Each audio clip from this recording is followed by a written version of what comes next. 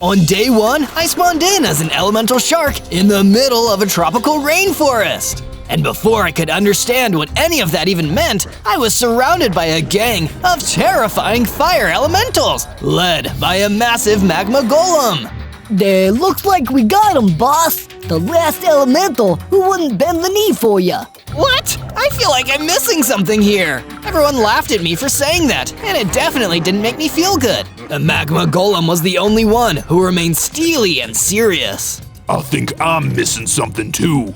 I'm missing the part where you swore absolute loyal to me, Magnus, the magma golem, Lord of the Elementals. Who made you Lord of the Elementals? I've never even heard of you.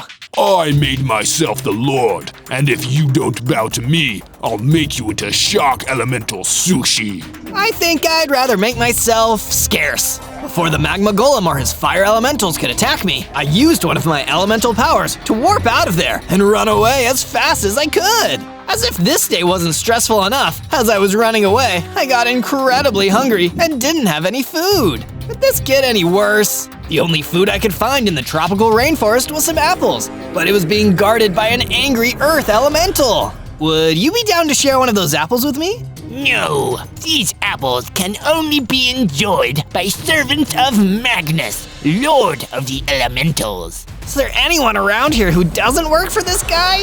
I fought the earth elemental with my bare fins until I gave up and ran away. Finally, I was able to at least enjoy an apple. This is the one nice thing that's happened to me today. What's going on here?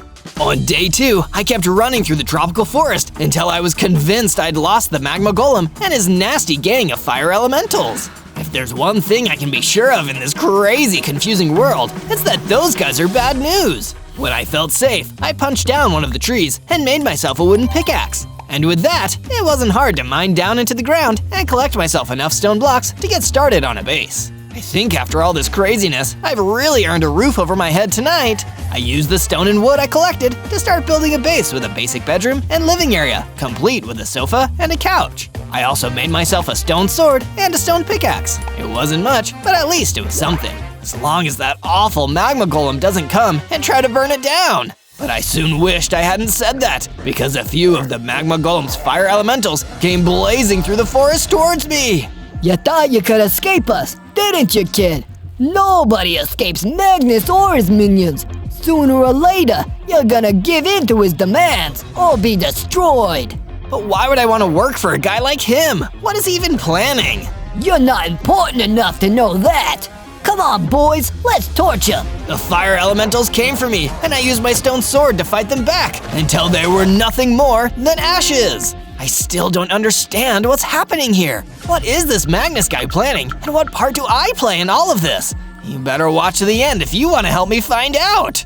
On day 3, I decided it was time to investigate what was going on. After all, if I didn't know the truth, I was at a disadvantage. I started exploring around the tropical rainforest until I found someone who wanted to talk to me about it, and that someone just so happened to be a scary-looking monster mushroom named Fungo.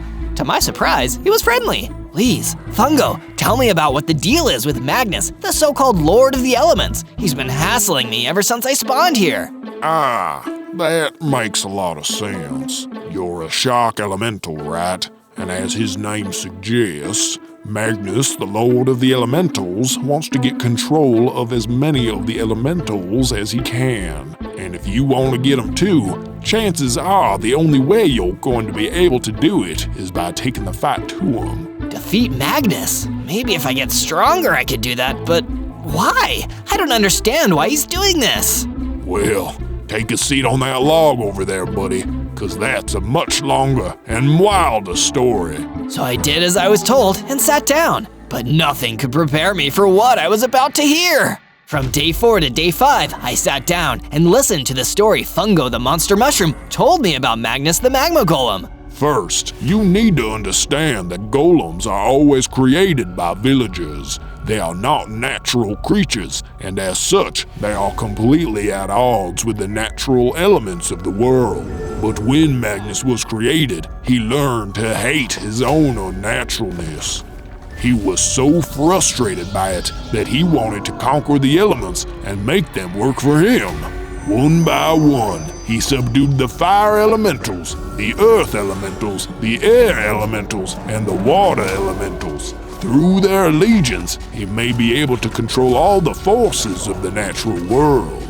And in order to defeat him before he becomes too powerful, you'll need to master all 4 of the elements and gain their powers. Oh, just like in Avatar: The Last Airbender. Wait, you've seen Avatar? Sweet, that's gonna make all of this a lot easier to understand. Be careful out there, Zozo. If you can get strong enough and gain all these powers, you can save us all. But to help with the learning process, you'll need to find a mentor. Do you know where I can find one?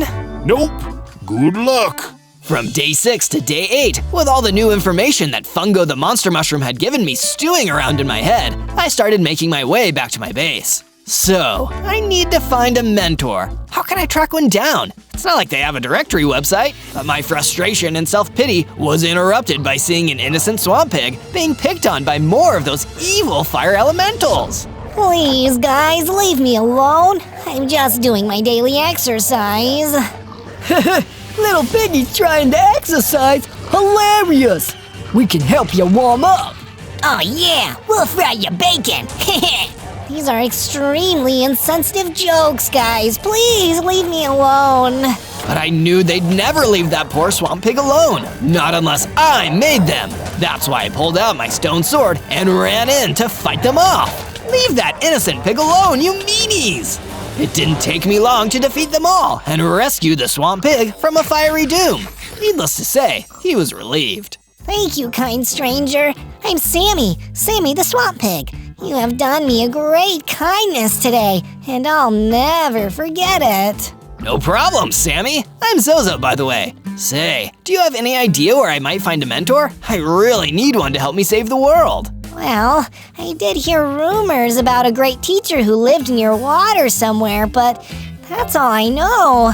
Still, I want to help you, Zozo. I really owe you one. How about you come back to my base? I could really use some allies right now. I led Sammy the Swamp Pig back into my base and started building a new room in my base for him to stay in. And make sure you keep watching until the end, because the craziest parts are yet to come. From day 9 to day 10, I found a huge underground cavern in the tropical rainforest where I could search for rare materials. The deeper and darker I descended in, the more veins of iron ore I found. I mined and collected the iron ore and then constructed a furnace underground to smelt into iron ingots. Now it's time to make myself some awesome new equipment. I made a set of iron armor, an iron sword, and an iron pickaxe. And not a second too soon, as I heard something terrifying skittering around in the dark. I turned and saw a giant skulk scorpion crawling towards me, looking like it was ready to attack. And it turned out that it actually was. I tried to attack it with my iron sword, but it didn't seem to have much of an effect on the monster, which was as strong and fast as it was angry. In the end, I needed to use my location warping ability to zap out of there and run deeper into the darkness of the underground cavern. Can't see how this would ever end badly. From day 11 to day 12, all I could do was try to hide deeper in the underground cavern and hope that the skulk scorpion didn't find me down there. How am I gonna save the world from a powerful magma golem if I can't even defeat a nasty underground bug? Deep in the dark, my greatest enemy wasn't the skulk scorpion or even Magnus, the lord of the elementals. It was just pure boredom. So when I found a dusty old book, you can only imagine how relieved I was. I certainly never expected that this book would contain the secret to Magnus's rise to power. It was filled with strange Latin text, but then I opened the book to a section called the 3 Enforcers. It described 3 terrifying and powerful golems who worked for Magnus: the Bone Golem, the Diamond Golem, and the Bedrock Golem. These 3 golems were vital for keeping all the elementals in line, and if I was able to defeat all 3 of the Enforcer golems, Magnus's control over elementals would probably collapse. Now I know what I need to do. If I defeat the 3 Enforcers, defeating Magnus afterwards would be easy. But I was celebrating a little too loudly. Suddenly, a vicious fire salamander, a powerful underworld creature, ran towards me. He was a tough mob to defeat since he shot flames at me. He had something that looked like an organic turret protruding from his back.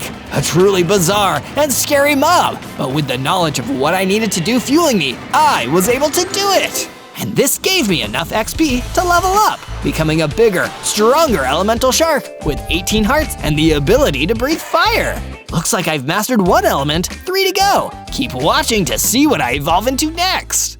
From day 13 to day 15, I returned to my base, bigger and stronger than ever before. And when I was back, I saw that Sammy the Swamp Pig had made an awesome addition to the base while I was gone, a whole new floor. Whoa, Sammy, this room looks so cool. What exactly is it? Look, it's a lounge area, Zozo. You need to stay relaxed if you want to be in harmony with the 4 elements. An excellent idea, Sammy. Do you have any news on where I might be able to find the mentor I've been searching for too? I've heard of some strange activity near a pond deep in the tropical rainforest.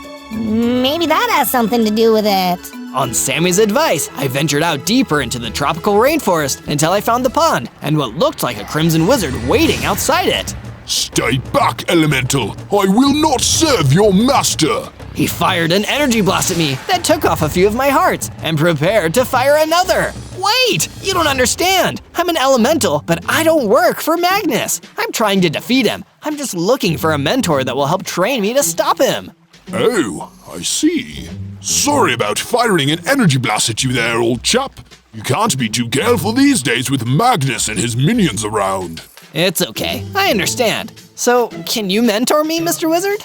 I'm afraid that isn't my area of expertise, but I also wish to stop the diabolical Magnus. You and I can work together to make that a reality. It never hurts to have magic on your side, I guess. Come on back to my base with me. Let's work together. Lead the way, Elemental Shark! I set off back towards my base with one more ally in tow. From day 16 to day 19, I returned to my base with the Crimson Wizard. Because Sammy the Swamp Pig figured I might be returning with a mentor, he'd already built a room for the Crimson Wizard. My base is practically becoming a hotel. I should start charging people. I'd be happy to pay. This room looks wonderful. Before you get too comfortable, Crimson Wizard, I need some advice.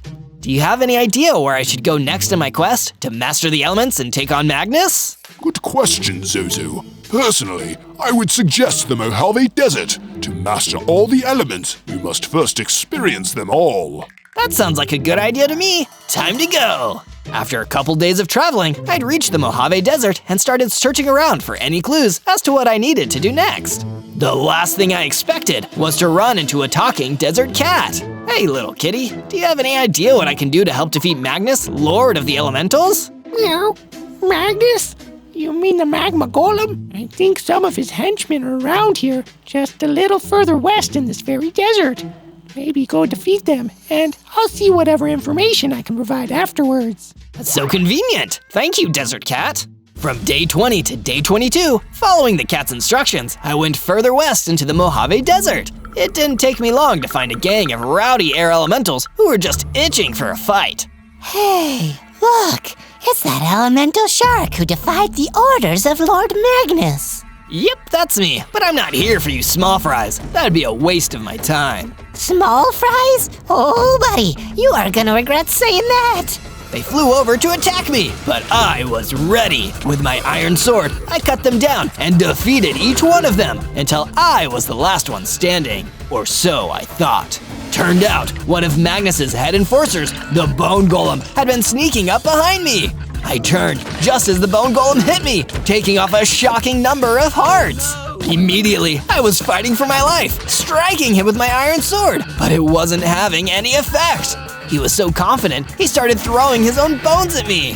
I needed to pull out the big guns and use my elemental powers on this nasty, overgrown skeleton. Fire breath, go! I breathed a powerful jet of flames onto the Bone Golem, finally defeating him. And with that, I was a third of the way to bringing down Magnus and his empire of evil. From day 23 to day 26, I went back to tell the Desert Cat about my success. Hey, little kitty, I found those henchmen and I kicked their butts. Meow, that's great news. Those jerks kept making crazy wind and messing up my fur. Now I can nap in peace without worrying about any air elementals bothering me. So, what can you tell me about Magnus, and how can I defeat him? Well, Magnus doesn't like to fight his own fights. He prefers to have his henchmen take care of that for him. So if you can defeat all of his elemental goons, he won't have anyone left to fight for him, and he'll have to face you himself. I guess I just need to make sure I'm strong enough when the time comes. Meow. That sounds about right. Oh, before I forget, maybe you can use this. The cat gave me a potion of power. Thanks, I can definitely use this. Glad to hear it. Now scram! It's my nap time, and I just found the perfect sunny spot. You got it. I left the cat and continued walking through the desert until I found a new area. When I got there, I was jumped by some earth elementals. Say, it's the wise guy who thinks he can defy Lord Magnus. Let's get him, boys. Not if I get you first. Fire breath, go! I blew a blast of fire at the earth elementals and followed it up with an attack with my iron sword. Pretty soon, all but one of the earth elementals was defeated.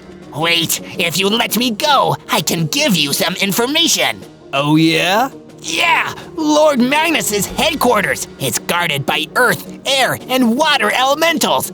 Is that helpful? Yeah, get out of here. He ran away, and I took the moment of victory to drink my potion of power. When I did, I gained 24 hearts, evolving into an even bigger version of myself. And I gained the Earth ability. I can shoot an Earth charge that leaves behind a pile of dirt on the ground. Looks like I just mastered Earth. 2 down, 2 to go. From day 27 to day 31, I headed back to my base. On the way there, I passed the pond again. There was a diamond golem there, waiting for me. He attacked me, and I tried to fight back, but he was way too strong. In the end, I had to run away before he dealt me too much damage. That was a close one. I was scared he'd chase after me, but finally I made it back to my base, safe and sound. Wow, Zozo, look at you. You're so big and strong. Indeed, your stature is most impressive. Thanks, guys, but I'm not done yet. I've still got 2 elements left to master, and I need to get way stronger if I'm gonna defeat Magnus. Still, you must take time to celebrate how far you have already come. Speaking of progress, I have a sense that there is something useful to you waiting at a nearby location, the Rainbow Beach. Then I'd better get going and see what it is. From day 32 to day 35, I traveled to the Rainbow Beach to see what the wizard might have sensed out there. I sure wish magic would be more specific. Oh well, I guess that's just how magic is. As I was looking around, I spotted an iron golem up ahead. Hey there, do you know anything about Magnus? Don't you ever say that name to me! How dare you bring him up in my presence! Oh wait, I didn't mean to offend you. Before I could explain, he attacked me. I drew my sword and fought back, but he was really strong. Turns out though, so was I. After fighting for a while, it became pretty clear that we were evenly matched. Please, let's stop this and just talk. You're lucky I'm getting tired. Fine, talk. I get the feeling you don't like Magnus much. Don't like him? That's an understatement. We used to be best friends a long time ago. One day though, he started getting obsessed with the elements.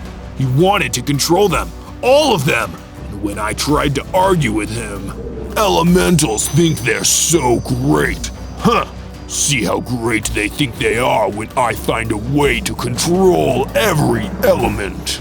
What's wrong with you having one specialty? All I do is iron, but you don't see me complaining. That's because you're a loser, and I don't need to spend my time with losers. If you're not with me, you're against me. He knocked me out and left. I never saw him again.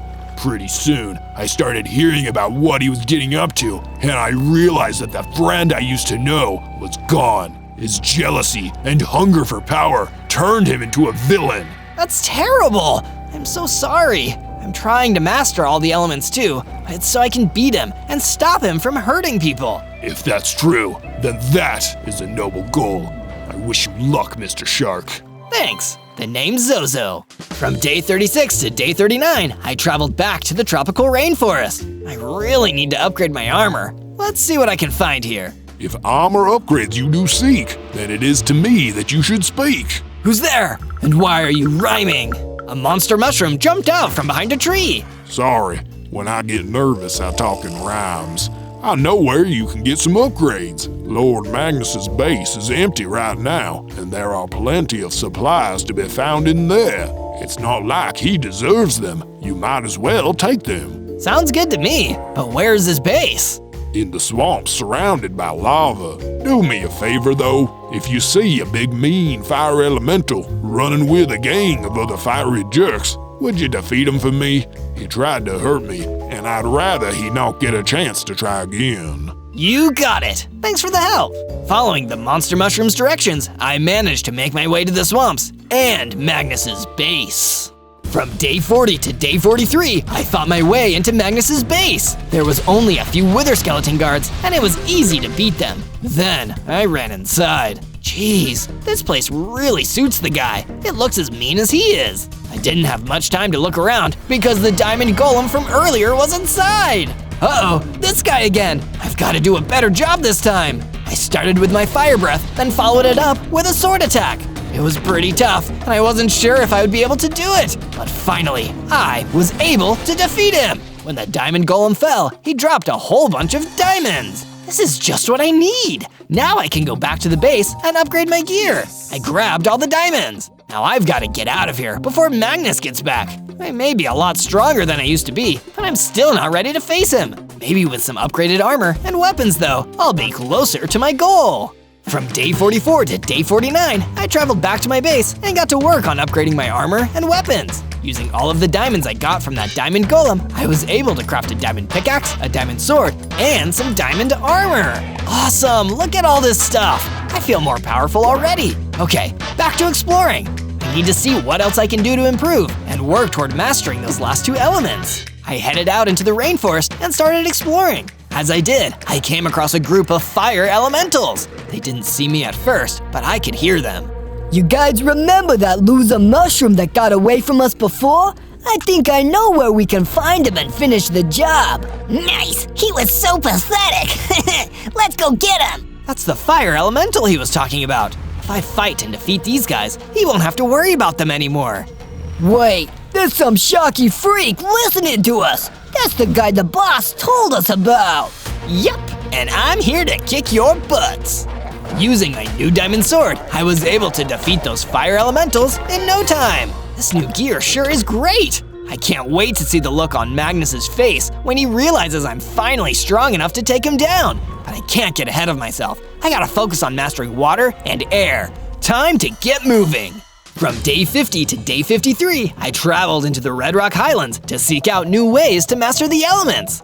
I feel like the Highlands can teach me air stuff, right? That seems right. Or maybe water. Is there water here? As I explored, I came across an open book lying on the ground. Inside it said, "I'm gentle enough to wash your hair, light enough to fly through the sky, strong enough to crack rocks." What am I? That doesn't make any sense. How can one thing wash hair, fly in the air, and break rocks? I don't get it. It took me a little while to think about it, but suddenly it came to me. Wait a second, it's water! That's right, Zozo. An earth elemental jumped out at me. Guess you're smarter than you look. Too bad you'll never get a chance to master water because Lord Magnus sent me to take you out. Out to dinner? No, out of this world. Oh no! I got my diamond sword ready and started swinging. I followed it up with some fire breath, and the earth elemental crumbled. After the fight, I could feel myself getting bigger and stronger. I'm evolving again! As I got stronger, I gained more hearts. Now I have 35 of them. I also gained the Ice Blast ability.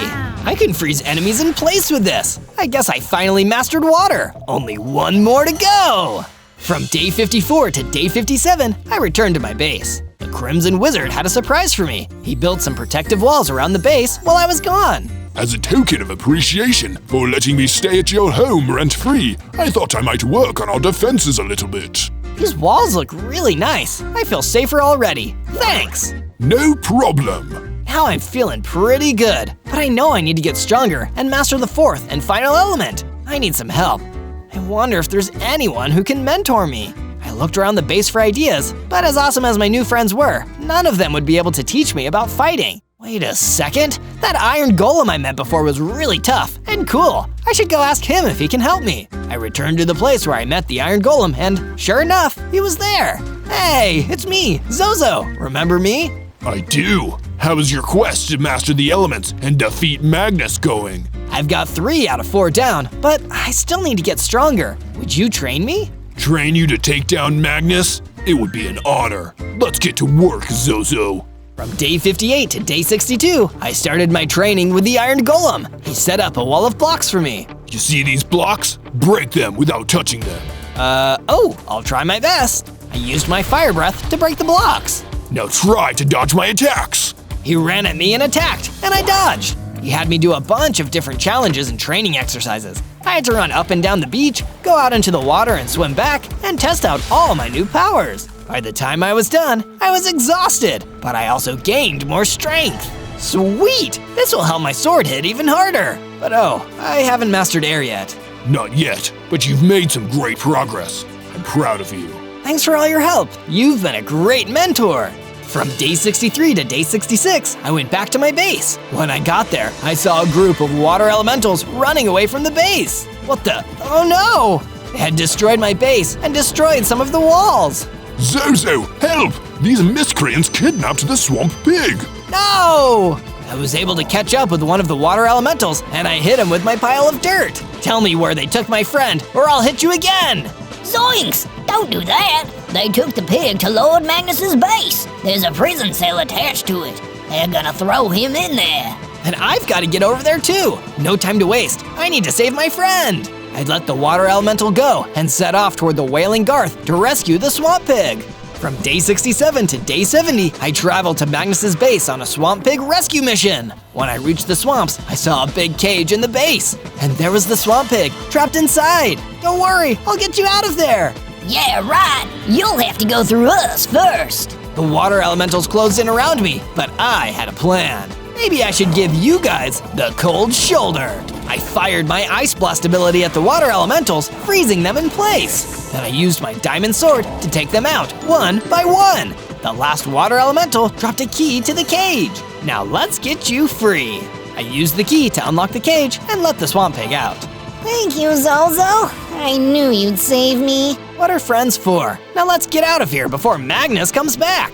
We ran back to the base together, and much to my surprise, when we got back, all the damage was fixed. Wow, who did this? I did. I also added some guard towers so we can see threats coming if any more of Magnus's henchmen decide to attack us again. Awesome, thank you so much. From day 71 to day 74, I wasn't sure what to do next. Can I learn about how to master air? I just don't know.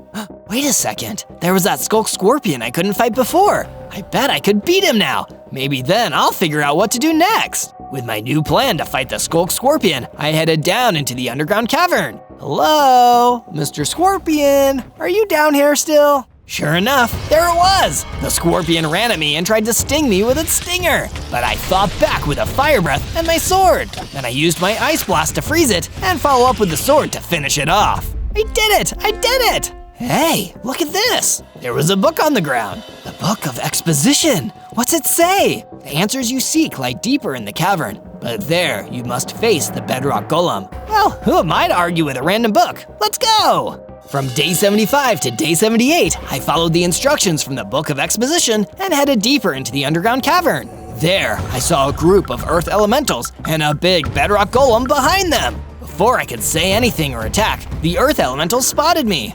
I've had enough of this clown. Why don't you just give up already? Because what Magnus is doing is wrong, and I can't just stand by and let him get away with it. Okay, then don't stand by. Just stand. Die. The earth elementals rushed at me, but I was ready for them. I fought them with my diamond sword. Once they were all gone, I turned my attention to the bedrock golem. Now it's your turn. He was much tougher than the earth elementals. In fact, he was tougher than anyone else I had fought so far. I had to use all of my special abilities to knock him down and out of his misery. That was a relief, and good, because I felt myself evolving again. My hearts increased to 80, and I gained the ability Whirlwind Attack. I did it! I mastered air! I've got to tell everyone!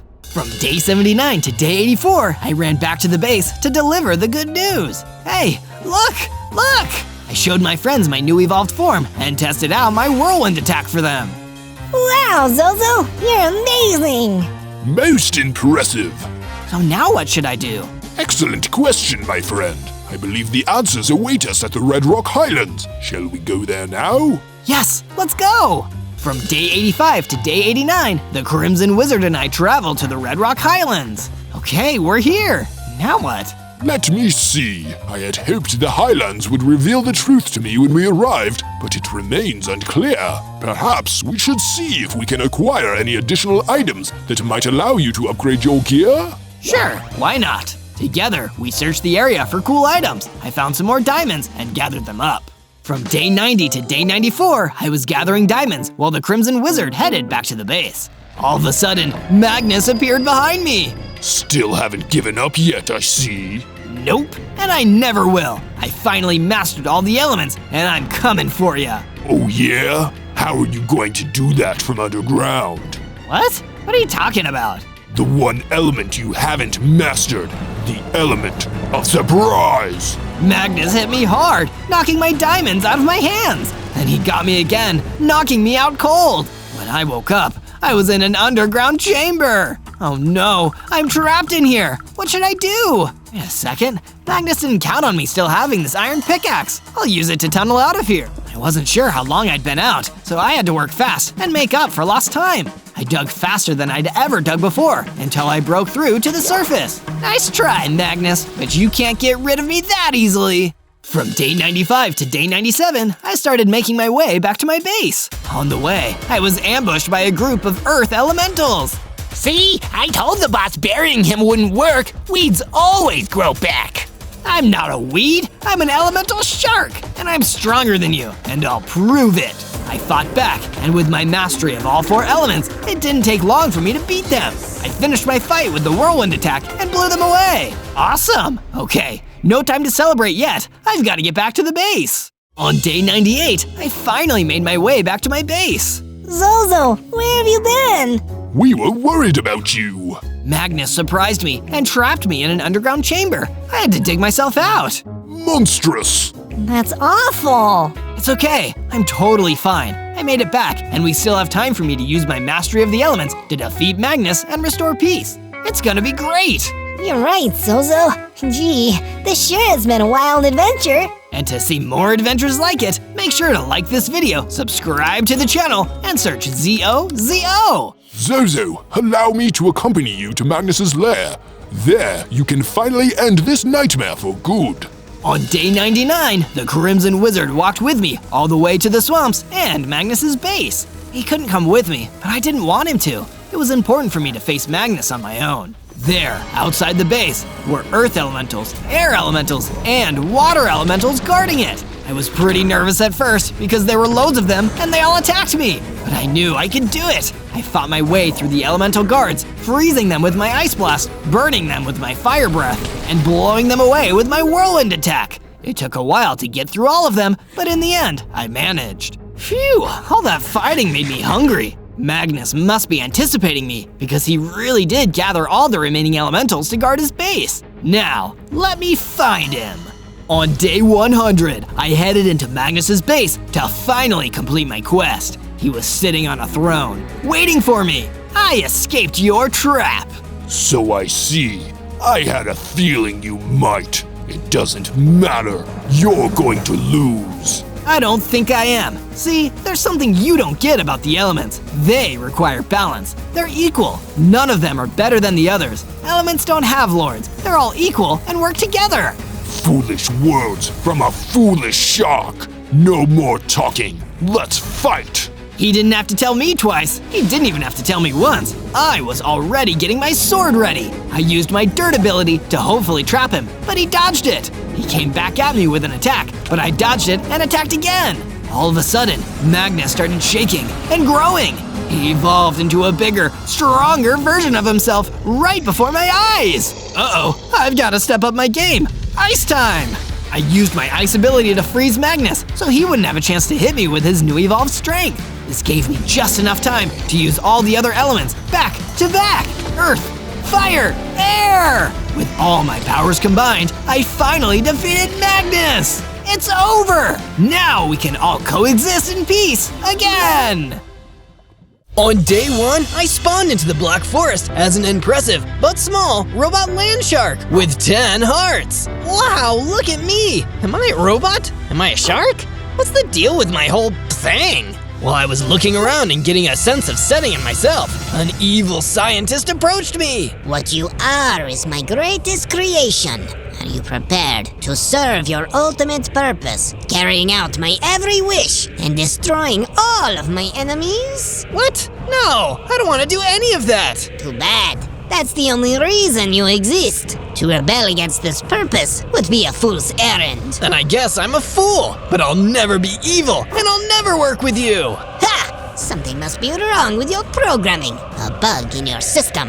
I'll have to exterminate it. You have 100 days to change your mind and come work for me, or I'll take you apart bit by bit myself and put you back together my way. I don't like the sound of that. I've got to get out of here. You can run, but you can't hide. I can track you wherever you go. You're my creation! I ran out of there as fast as my metal fins could carry me. While I was running, I ran right into an armored pillager. Oof, I'm sorry. Abomination! You must have been created by Dr. Evilson. I'll destroy you and save the overworld from his monstrous plans. Wait, but he didn't listen and started to attack me. Luckily, I was small enough to dodge and run away from him. So I've got Dr. Evilson to worry about, and the people who think I'm working for him. I'll have to find a way to get strong enough to defeat him before he reprograms me. And I'll need to make some friends who can look past my scary exterior and help me. This is gonna be tough! On day 2, I decided to start building myself some shelter. I'll need a base where I can hide out and stay safe from Dr. Evilson and from more of those armored pillagers. First things first, I'll need some wood. Luckily, I'm in a forest. I walked deeper into the Black Forest where I gathered some wood and some apples too. Snack break! Can robot sharks eat apple? I sure hope so. I ate an apple. Looks like the answer is heck yes! Using the wood, I crafted a wooden pickaxe for myself. Then, I took that pickaxe and started gathering some stone. Phew, that was hard work. But now, I've got enough to make some stone tools. I crafted a stone pickaxe and a stone sword too. Now that I've got some tools, I'd better get started on my base. I'll need somewhere to sleep tonight. I found a perfect spot by the ocean. It gave me a great idea what I wanted my base to be. Can you figure out what I'm building? Just as I was building my base, I saw that armored pillager rushing out at me from behind the trees. There you are! Die, robot scourge! I'd really rather not. He attacked, but I countered with my stone sword. It was a pretty tough fight, but after some back and forth, I managed to defeat him. Wow, this has been a really big second day of existing. I'd better get some rest. I finished up building myself a comfortable but modest bedroom and went to bed. On day 3, I ventured out to the desert to search for more materials for my base. Good thing I'm not a real shark. This heat would dry me right out. I was exploring my sandy surroundings when a geomancer rushed at me out of nowhere. Hey, what's the big idea? The big ideal is you, defying the wishes of Dr. Evilson. I am a big fan of his evil scientific advances, and I don't take kindly to that sort of thing. Did he build you too? No, I'm just really into evil science. Why won't you accept your purpose? I don't want to be evil. I don't want to hurt anyone. But it's fun. See? He attacked me, but I dodged his hit. This isn't fun. Leave me alone. He attacked me again, and this time I wasn't able to dodge. He knocked me down. Uh-oh, I'm in real trouble here. A sudden gust of wind knocked the geomancer away from me. It sent him flying out of sight. Wow, what was that? I jumped to my feet, and I saw a wind caller standing in the distance. That was me, stranger. Are you alright? I am now. Thank you. I'm Zozo. My name is Willy. Willy the Wind Collar. I believe I heard you say that you oppose the work of Dr. Evilson? Yes, he invented me, but I don't want to be evil. I want to stop him from hurting people. We share a common goal, my friend. Would you like to work together? No. I'd love to.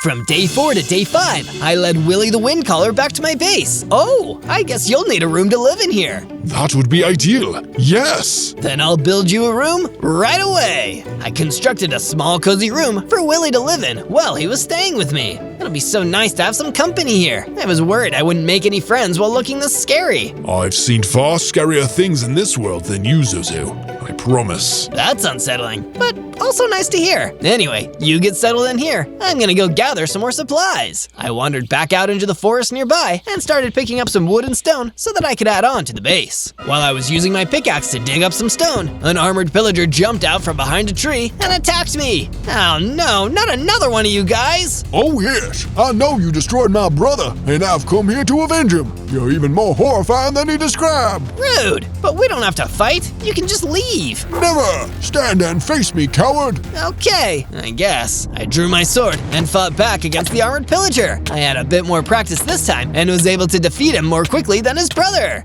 Phew, I'm getting better at this. Oh, hey, looks like he dropped something. I took a closer look and saw that it was a potion of swiftness. Oh, I better take this with me. From day 6 to day 8, I continued gathering supplies for the base. I've got lots of building materials, but I feel like I'm missing something. What else do we need? While I was brainstorming, running the idea through the computer of my brain, I spotted a herd of lost sheep.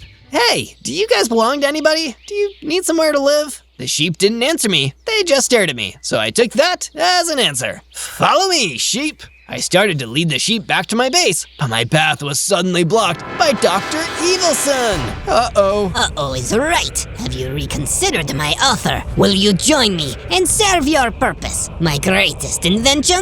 Nice of you to call me great, but I still don't want to do your bidding. Sorry to hear that. Guess I'll have to introduce you to my new friend then. Sure, I love to meet new people. Oh, I get it. Your friend is a weapon, right? No, well, yes. It's this mace. Come with me, or I'll smash you into scrap metal. He swung the mace at me, and I dodged and tried to fight back with my sword, but it didn't even leave a scratch. Uh-oh, I'm still not strong enough. I'd better get out of here. Before Dr. Evilson could attack me again, I ran out of there, leading the sheep with me. That was a close call, but at least I got these sheep. Then I built a little pen for them to stay in. From day 9 to day 10, I was feeling pretty down after running away from that fight with Dr. Evilson. I thought I'd be stronger by now, but I can still barely fight. Willie the Windcaller wove words of wisdom. Sounds like you're having a bit of a confidence crisis. I am, Willie. It's true. I'm not sure what to do to get my spirits back up. Do robots even have spirits? I feel like they have to, because mine is kind of crushed right now. Don't be so hard on yourself. You've only existed for 9 days. It takes time to reach your full potential. I guess. Listen, I've got something that might cheer you up.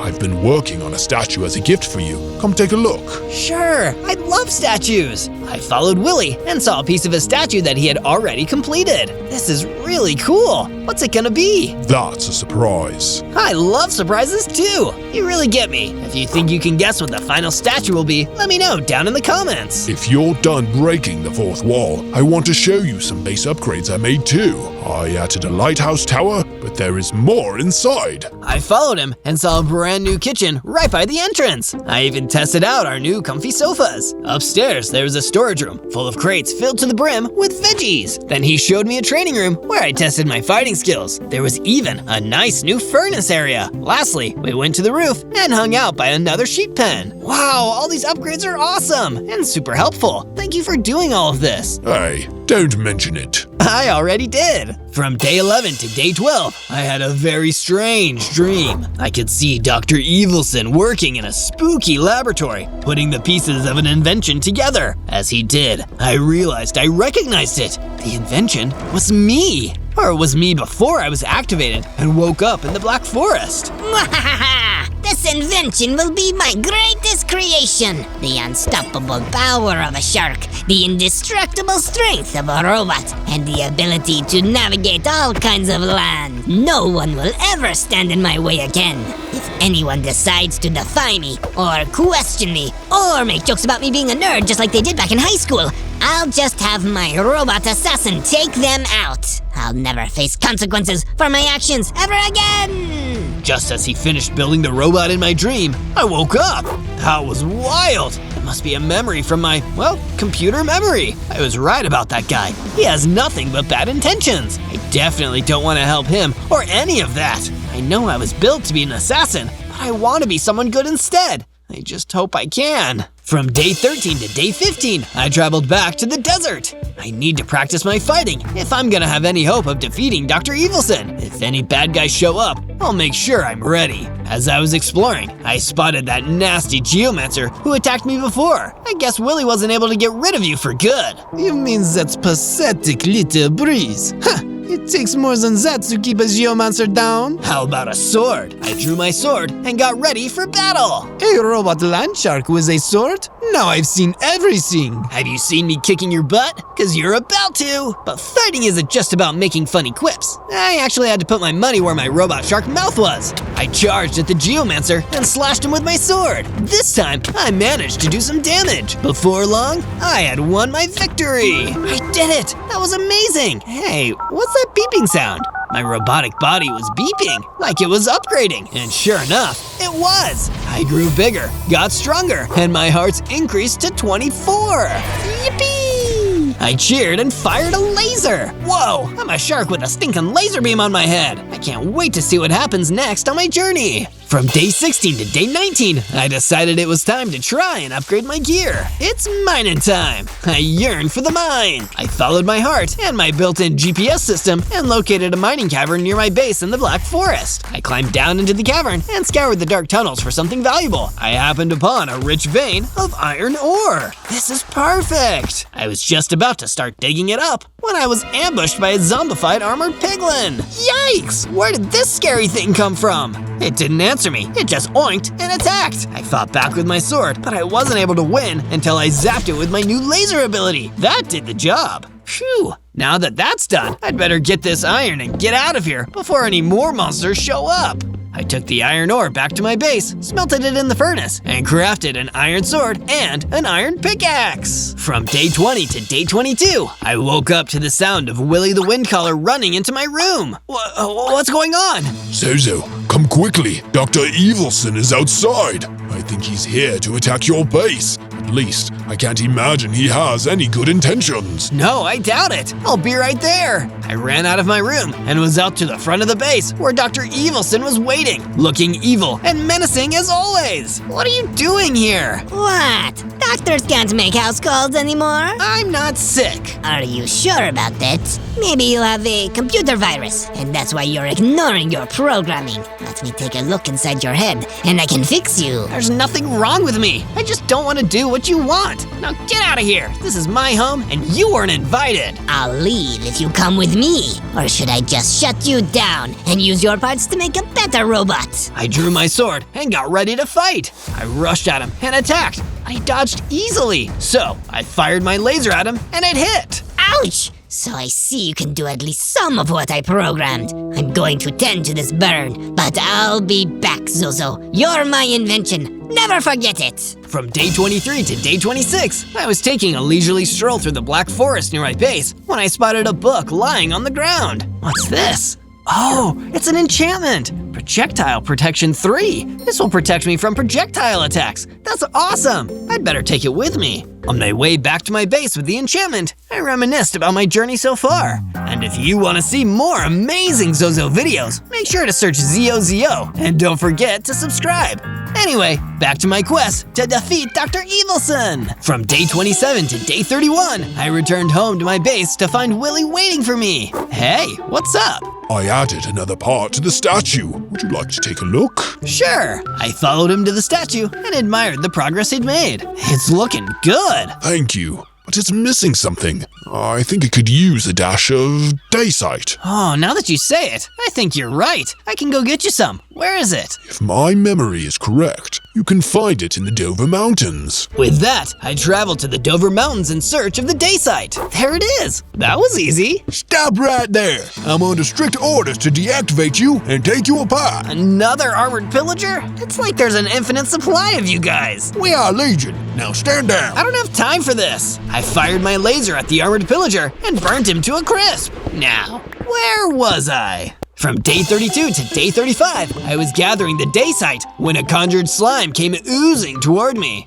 Hey, you're not going to attack me, are you? Hey, what? No way, pal. I'm Stanley Conjured Slime, and you look like the kind of guy who can get someone out of trouble. My friend's been snatched by a skeleton vanguard. We gotta get her back. And make sure the sleaze that took her sleeps with the fishes. You get me? I think so. Where did the fish come in? Forget about it! You gonna help me or not? Sure. I'll help. Just tell me where to go, and I'll help save your friend. Sweet. You're a good guy, you know that? What's your name, pal? Zozo. Nice to meet ya. Tell you what, Zozo, you saved my buddy, and I'll owe ya a big favor.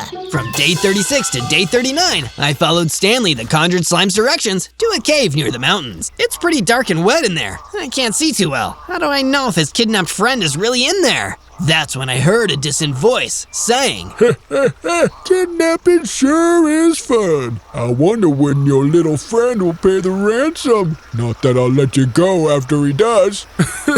Oh, that's how. That sure does sound like an evil skeleton vanguard. I'd better be sneaky so he doesn't spot me before I can get to him. I tiptoed into the cave, hiding behind some rocks where I could get a better look without being caught. I could see a redstone cube locked in a cage toward the back of the cave. I bet that's Stanley's friend. I watched them from a distance, staying out of sight. Stanley can't afford your ransom, you maniac. He's not one of those slimes that's just rolling in dough. He came from humble beginnings and stayed there. Just let me go and find some other way to make your cash. Nah, I don't feel like it. All I could do was hang back and contemplate my next move.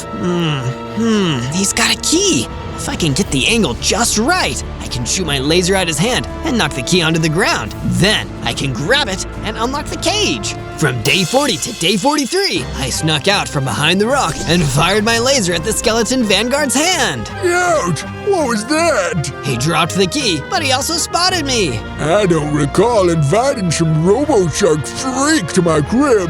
Get lost. No can do. Her friend sent me to rescue her. Let the cube go. Don't wanna, and I don't do anything I don't wanna do. Well, that's about to change, because I'm pretty sure you don't want to lose a fight, and you're going to anyway. Tough talk from a metal fish. I fired another laser at the vanguard skeleton, then I rushed in with my sword and finished the fight before he could get a single hit in. Let's get you out of here. I used the key to unlock the cage, freeing the redstone cube. Gee, thanks. I took the redstone cube back to where I left Stanley the Conjured Slime. You're a gem, Stan. Thanks for sending this guy to save me. Stan took me aside afterward and made good on his deal. I owe you one, Zozo. Don't forget a favor. Well, if you ever have anything that could help me defeat Dr. Evilson, then I'd love to collect on that favor. You got it, kiddo. From day 44 to day 49, I said goodbye to Stanley Conjured Slime and his friend the Redstone Cube and traveled back home to my base. Willy, I'm back!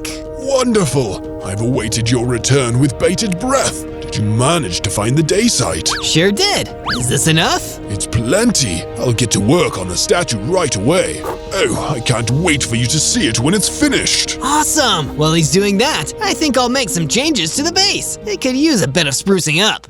I decided to construct a wall around the perimeter of the base, making sure it was nice and tall. This will keep us safe in case Dr. Evilson decides to come back and finish what he started last time. It took a lot of hard work, but I managed to construct a sturdy perimeter wall. I wonder how Willy's doing with the statue. I'll go check it out. When I found Willy, he was just finishing adding the day site to the statue. That looks really cool. Is it okay that I still can't tell what it is yet? Is it abstract art? Yes and no. Yes, it's okay, but no, it's not abstract art. I go for a more realistic style. You'll have to wait and see. From day 50 to day 53, I was napping on a sofa, but got interrupted by the sound of chaos outside of the base. I rushed to the front entrance to see a whole group of armored pillagers swarming the place. Behind them, Dr. Evilson was barking orders. Hey, I thought you guys hated Dr. Evilson. Yeah, but we love money, and it turns out Evil Scientist is a gig that pays really well. You'd really compromise your whole belief system for some money? Yeah,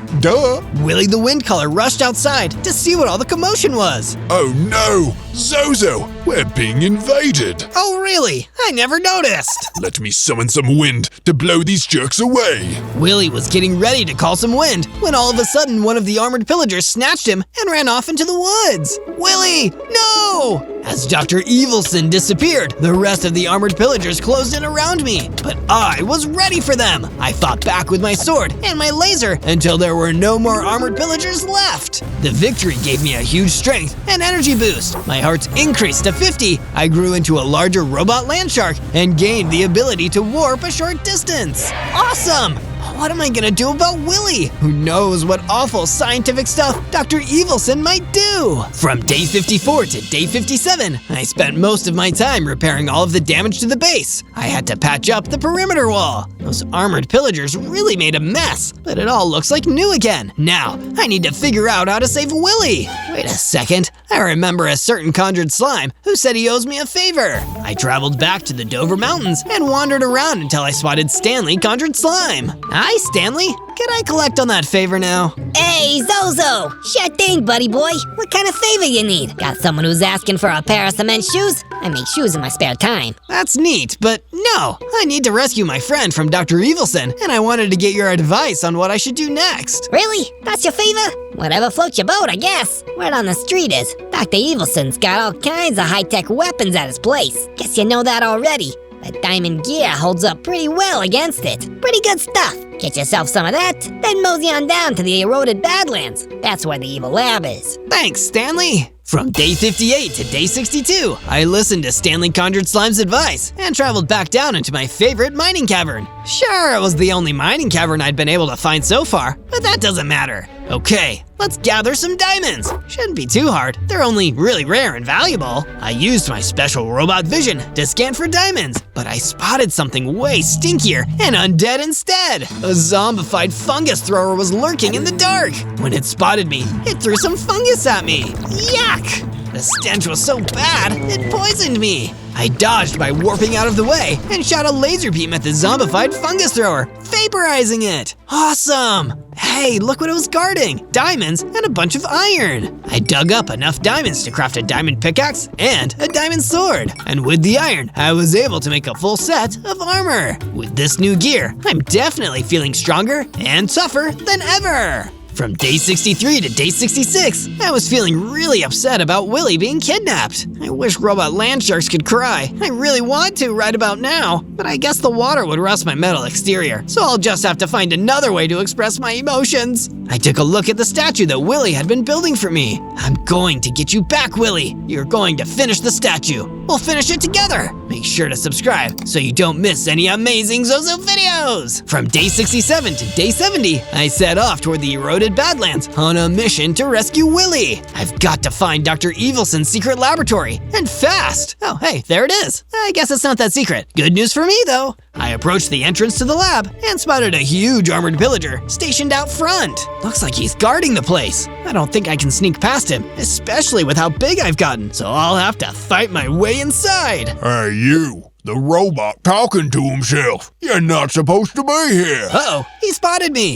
I fired a laser at the armored pillager, but he dodged. It was okay though, I had another plan. I walked over to him, drawing my new diamond sword, and attacked. With just a few swipes of my sword, I won the battle. Hold on, Willy, I'm coming. From day 71 to day 74, I entered Dr. Evilson's laboratory base. I just need to find the dungeon, or the jail, or wherever he keeps his kidnapped test subjects. How about I take you there myself? As a prisoner of the great doctor. How'd you sneak up on me like that? I tiptoed. Now stop asking questions. You can come with me willingly, or I can take you there in pieces. Third option, I kick your geomancing butt. How dare you? I don't geomance with my butt. While he was getting mad at me about the specifics of geomancing, I warped behind him and attacked with my sword. Hey, that's not fair. You guys tried to destroy my home and kidnapped my friend. I think I'm allowed to do a sneak attack.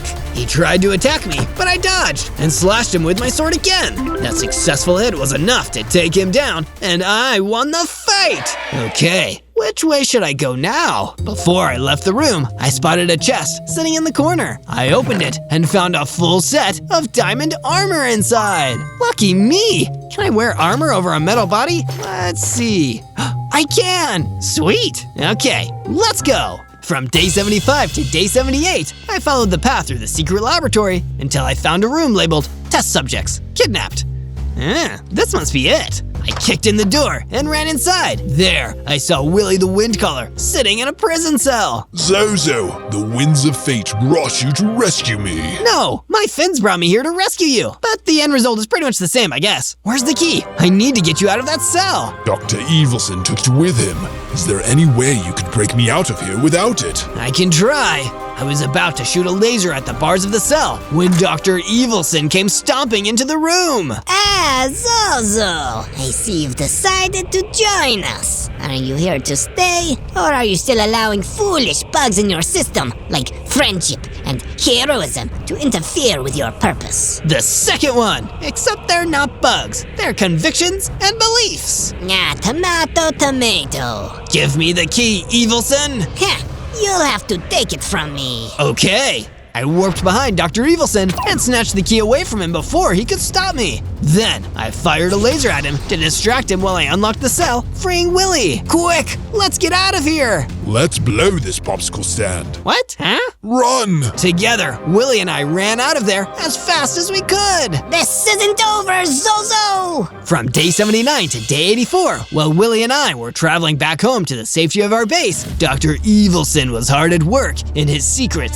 laboratory, the smaller, even more secret lab inside of his main secret lab. I hoped to develop this more before testing it on myself. Maybe try it on some unwilling test subjects first, but I'm running out of time. I must bring Zozo into my custody in order to harness his power. So, I'll have to try it now and hope for the best. This specially engineered golden apple should render me incredibly strong and dangerous in combat. Let's see. He devoured the enchanted steel apple and began to transform. He grew taller, wider, stronger.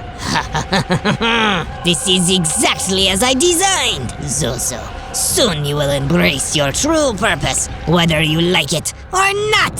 From day 85 to day 89, Willy and I made it back to our base. My statue! Is it all right? Or did those horrible armored pillagers damage it? No, it's okay. Nothing happened to the statue. Oh, good. I'm so glad. I almost forgot. I hid this away for you when Dr. Evilson's minions came. Let me get it for you now. Here. It's a fire aspect enchantment. You can enchant your sword and use it to set enemies ablaze. Incredible! Thank you so much! Anytime. You go ahead and try that out. I'll go finish up that statue. I've been looking forward to it ever since I was kidnapped. I enchanted my diamond sword with the fire aspect enchantment and the chestplate with the projectile protection I had from before. Then went to see how Willy's statue turned out. Wow, I can finally tell what it is. It's a fish. It is. I know you're a land shark, but also a robot. But I thought you might want to have a little bit of the ocean here with us anyway. I do. I love it. But even this amazing fish can't distract me from the dangerous battle up ahead. What can I do to make sure I defeat Dr. Evilson? Well, I've heard there's a potion of power hidden in the Dover Mountains in a cave. I suggest you go and find it before you face Dr. Evilson again. From day 90 to day 94, I traveled to the Dover Mountains to look for the potion of power. Hey, here's a cave. I wonder if it's the right one. Hey, you can't be in here. This is where the potion of power is hidden. That answers my question. Stand down, armored pillager. I need that potion. I rushed at the armored pillager, slashing at him with my freshly enchanted diamond sword and burning him to a crisp. Then I opened the chest and grabbed the potion. This is great. I'll take it with me and save it for just the right moment. When I need it the most, I'll drink it. I just hope potions work on robots. From day 95 to day 97, I returned to my base for the final preparations before my battle. I've got the enchanted sword, the potion of power. Now what? Hey, does Zozo live around here? I've got something for him. Stanley conjured slime. What are you doing here? I know you collected on that favor already, but I found something that'll help you out. And I'm a generous kind of slime fella. Say hello to my little friend. And by friend, I mean this full set of netherite armor. This is amazing! Thank you! Hey, do you need a place to stay? You're welcome to move in here. I could use a nice new place to live. Sounds great to me. Bada bing, bada boom. On day 98, I spent some time at my base, getting ready for my final battle. I felt like I needed to take a breath of fresh air, so I climbed to the top of my lighthouse tower. Only 2 more days until Dr. Evilson tries to take me apart and reprogram me. I can't let that happen. I just can't. I won't become something evil, no matter what. I know that I was meant to be a hero because I'm deciding to be one. And if you want to see more of my journeys as a hero, you can find more videos by searching Zozo. And make sure to leave a comment about who you want to see next. That might be my next adventure. On day 99, I traveled to the eroded Badlands to finally confront the evil side scientist who tried to make me a monster. I'm more than what he wanted me to be. I'll show him, and I'll save everyone. As I approached the entrance to his evil laboratory, I felt my legs lock up. Uh-oh, is that some kind of mechanical failure? No, my system is fine. Oh, I think I'm just scared. I need a little extra confidence boost. Right, I've got that potion of power. I grabbed the potion of power and drank it in one big gulp. I feel better already. I feel powerful. I could feel the potion's magic coursing through my circuits, making me bigger and stronger than ever before. My heart's increased to 100. I feel amazing, so amazing, I could just scream. So I will. I let out a warden shriek. Whoa, that's a new one. Okay, let's get going. I've got an ultimate battle for good to win. I entered and heard some sounds coming from the distance. I approached the door and kicked it open. Inside, I found Evilson giving a lecture on science. Zero. I knew you'd come here. That's not my name. My name is Zozo. I fired a laser at him, then warped behind him for a sneak attack with my sword. Impressive. You really are the ultimate fighting machine. I designed you well. You don't get to take credit for me. I am what I am because of who I am, because of what matters to me, and the people who care about me. I have nothing to do with you anymore. You may have created me, but I define who I am. He rushed at me, and I dodged his attack by warping to the other side of the room. That's absurd.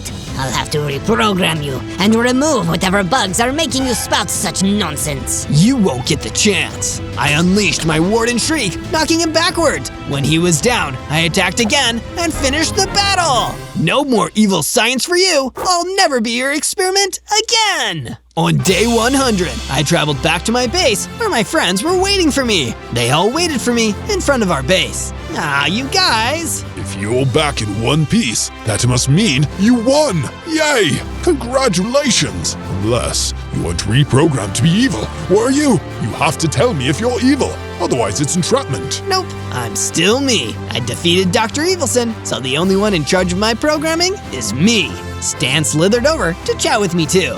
Hey, forget about it! By which I mean, no one's ever gonna forget what a great thing you did today, Zozo. Put her there. By which I mean, give me a hug, big guy.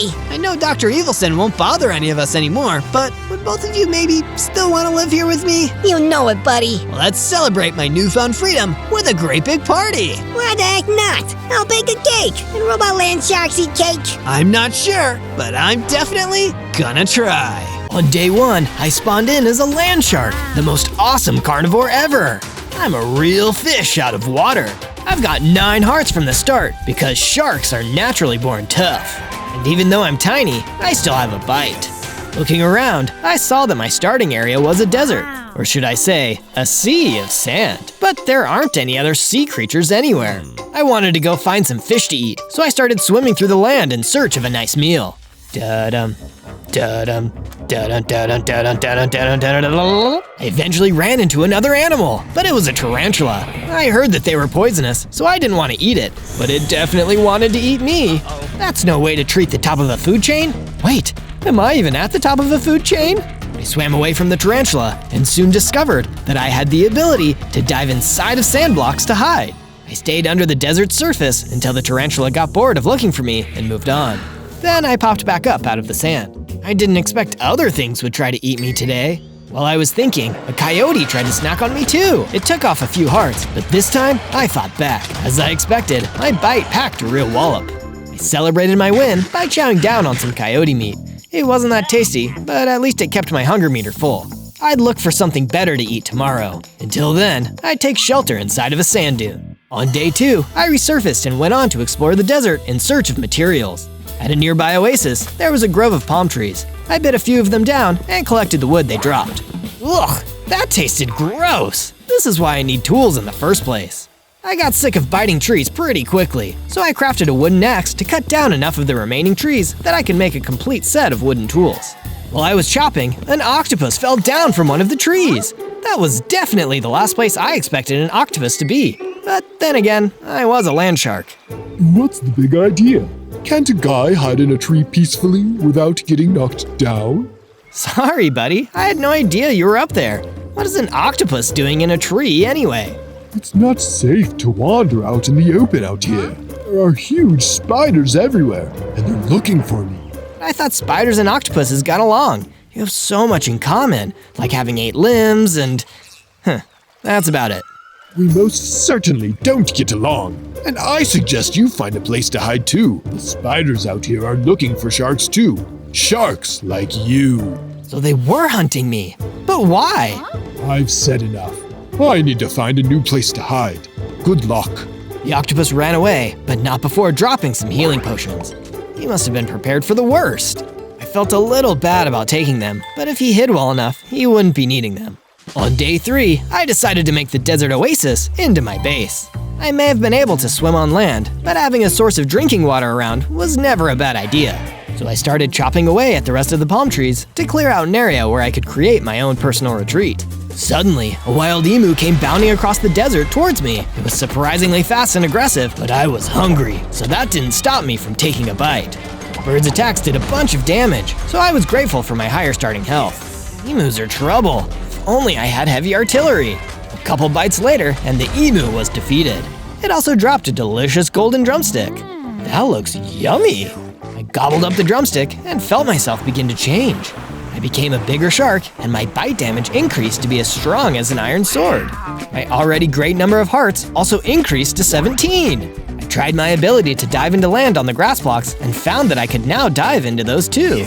I bet this works on all kinds of blocks now. Now I can explore the terrain safely. I spent the rest of the day constructing my resort. It was made out of the palms I chopped down earlier. I also added a room for myself. To protect myself from mobs, I decided to also include a fence that surrounded the entire resort. On days 4 to 5, I went out to catch some rabbits to keep at the base for a steady food supply. I was a carnivore after all. I spotted some hanging around by some cacti, but a tarantula scared them away. Didn't the octopus say that those tarantulas were looking for me? I decided to get to the bottom of this and confront the spider directly. I hid and waited until he got close, and then I popped out of the ground to ambush him. I gave him one bite to show him I meant business, and then I gave him a piece of my mind. Hey, what do you want with us sea creatures anyway? The tarantula was startled by my ambush, but chuckled like he was remembering a secret. You'll find out soon enough, taste a shark. Sous Chef has promised us tarantulas a bowl of her famous soup if we bring a land shark to her. Sous Chef? Who is that? You mean you don't know? She's only the fanciest and most renowned chef in the entire world. Her seafood cuisine is legendary, and very soon you are going to become a part of it. But I'm not a seafood. I'm a land shark. Then let's see if your flavor is the same. The tarantula struck back with a bite attack that left me poisoned. I was taking gradual damage to my hearts from the after effects. That's one lousy status condition. I need to finish this quickly. My enhanced bite did the trick. A couple of those were too much for the tarantula, and he was no more. That's what you get for poisoning me.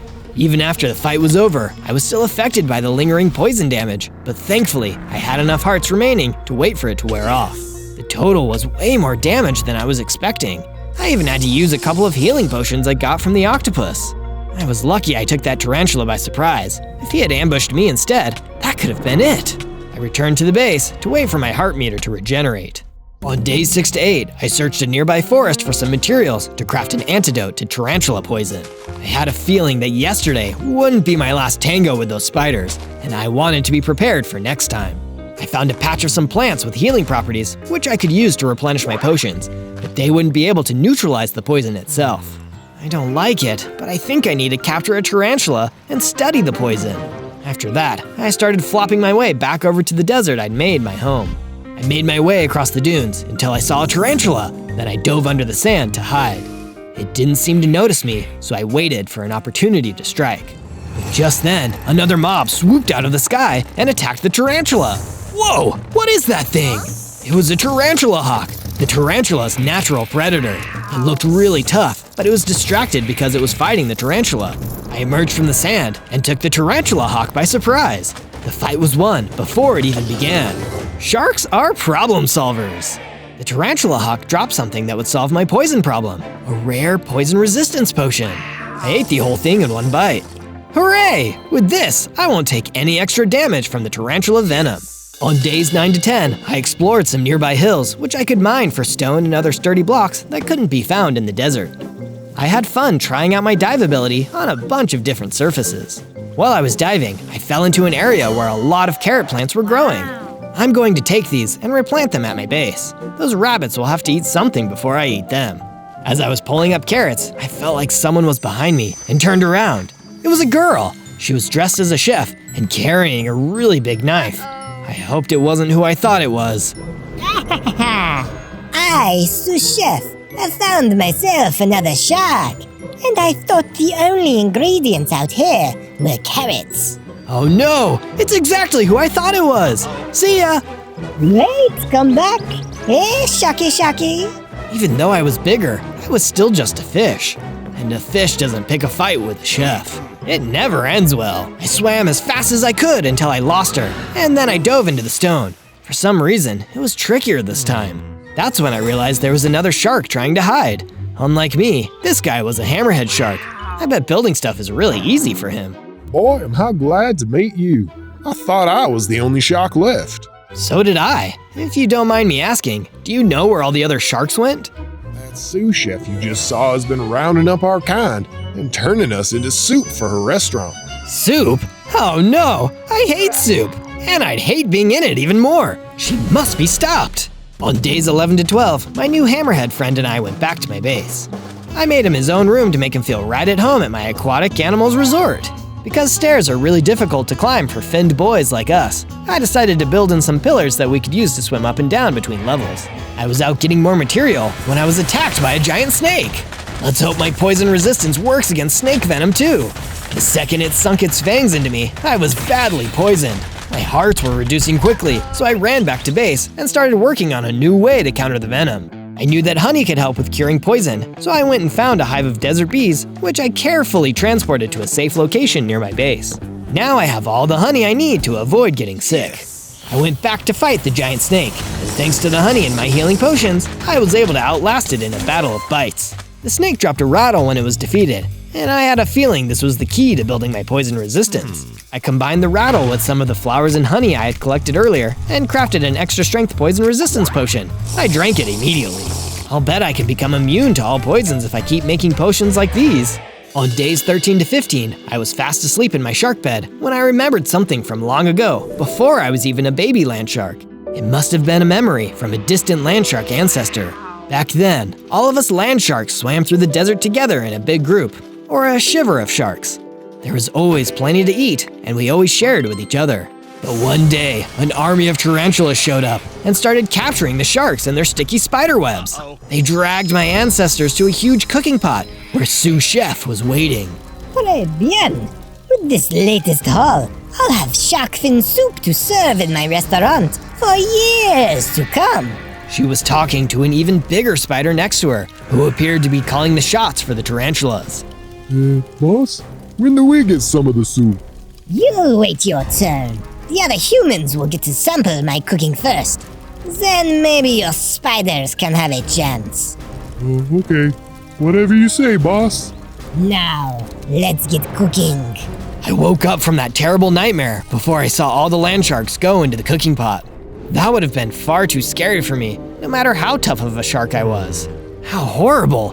Now I know why there are so few of us land sharks left in the world.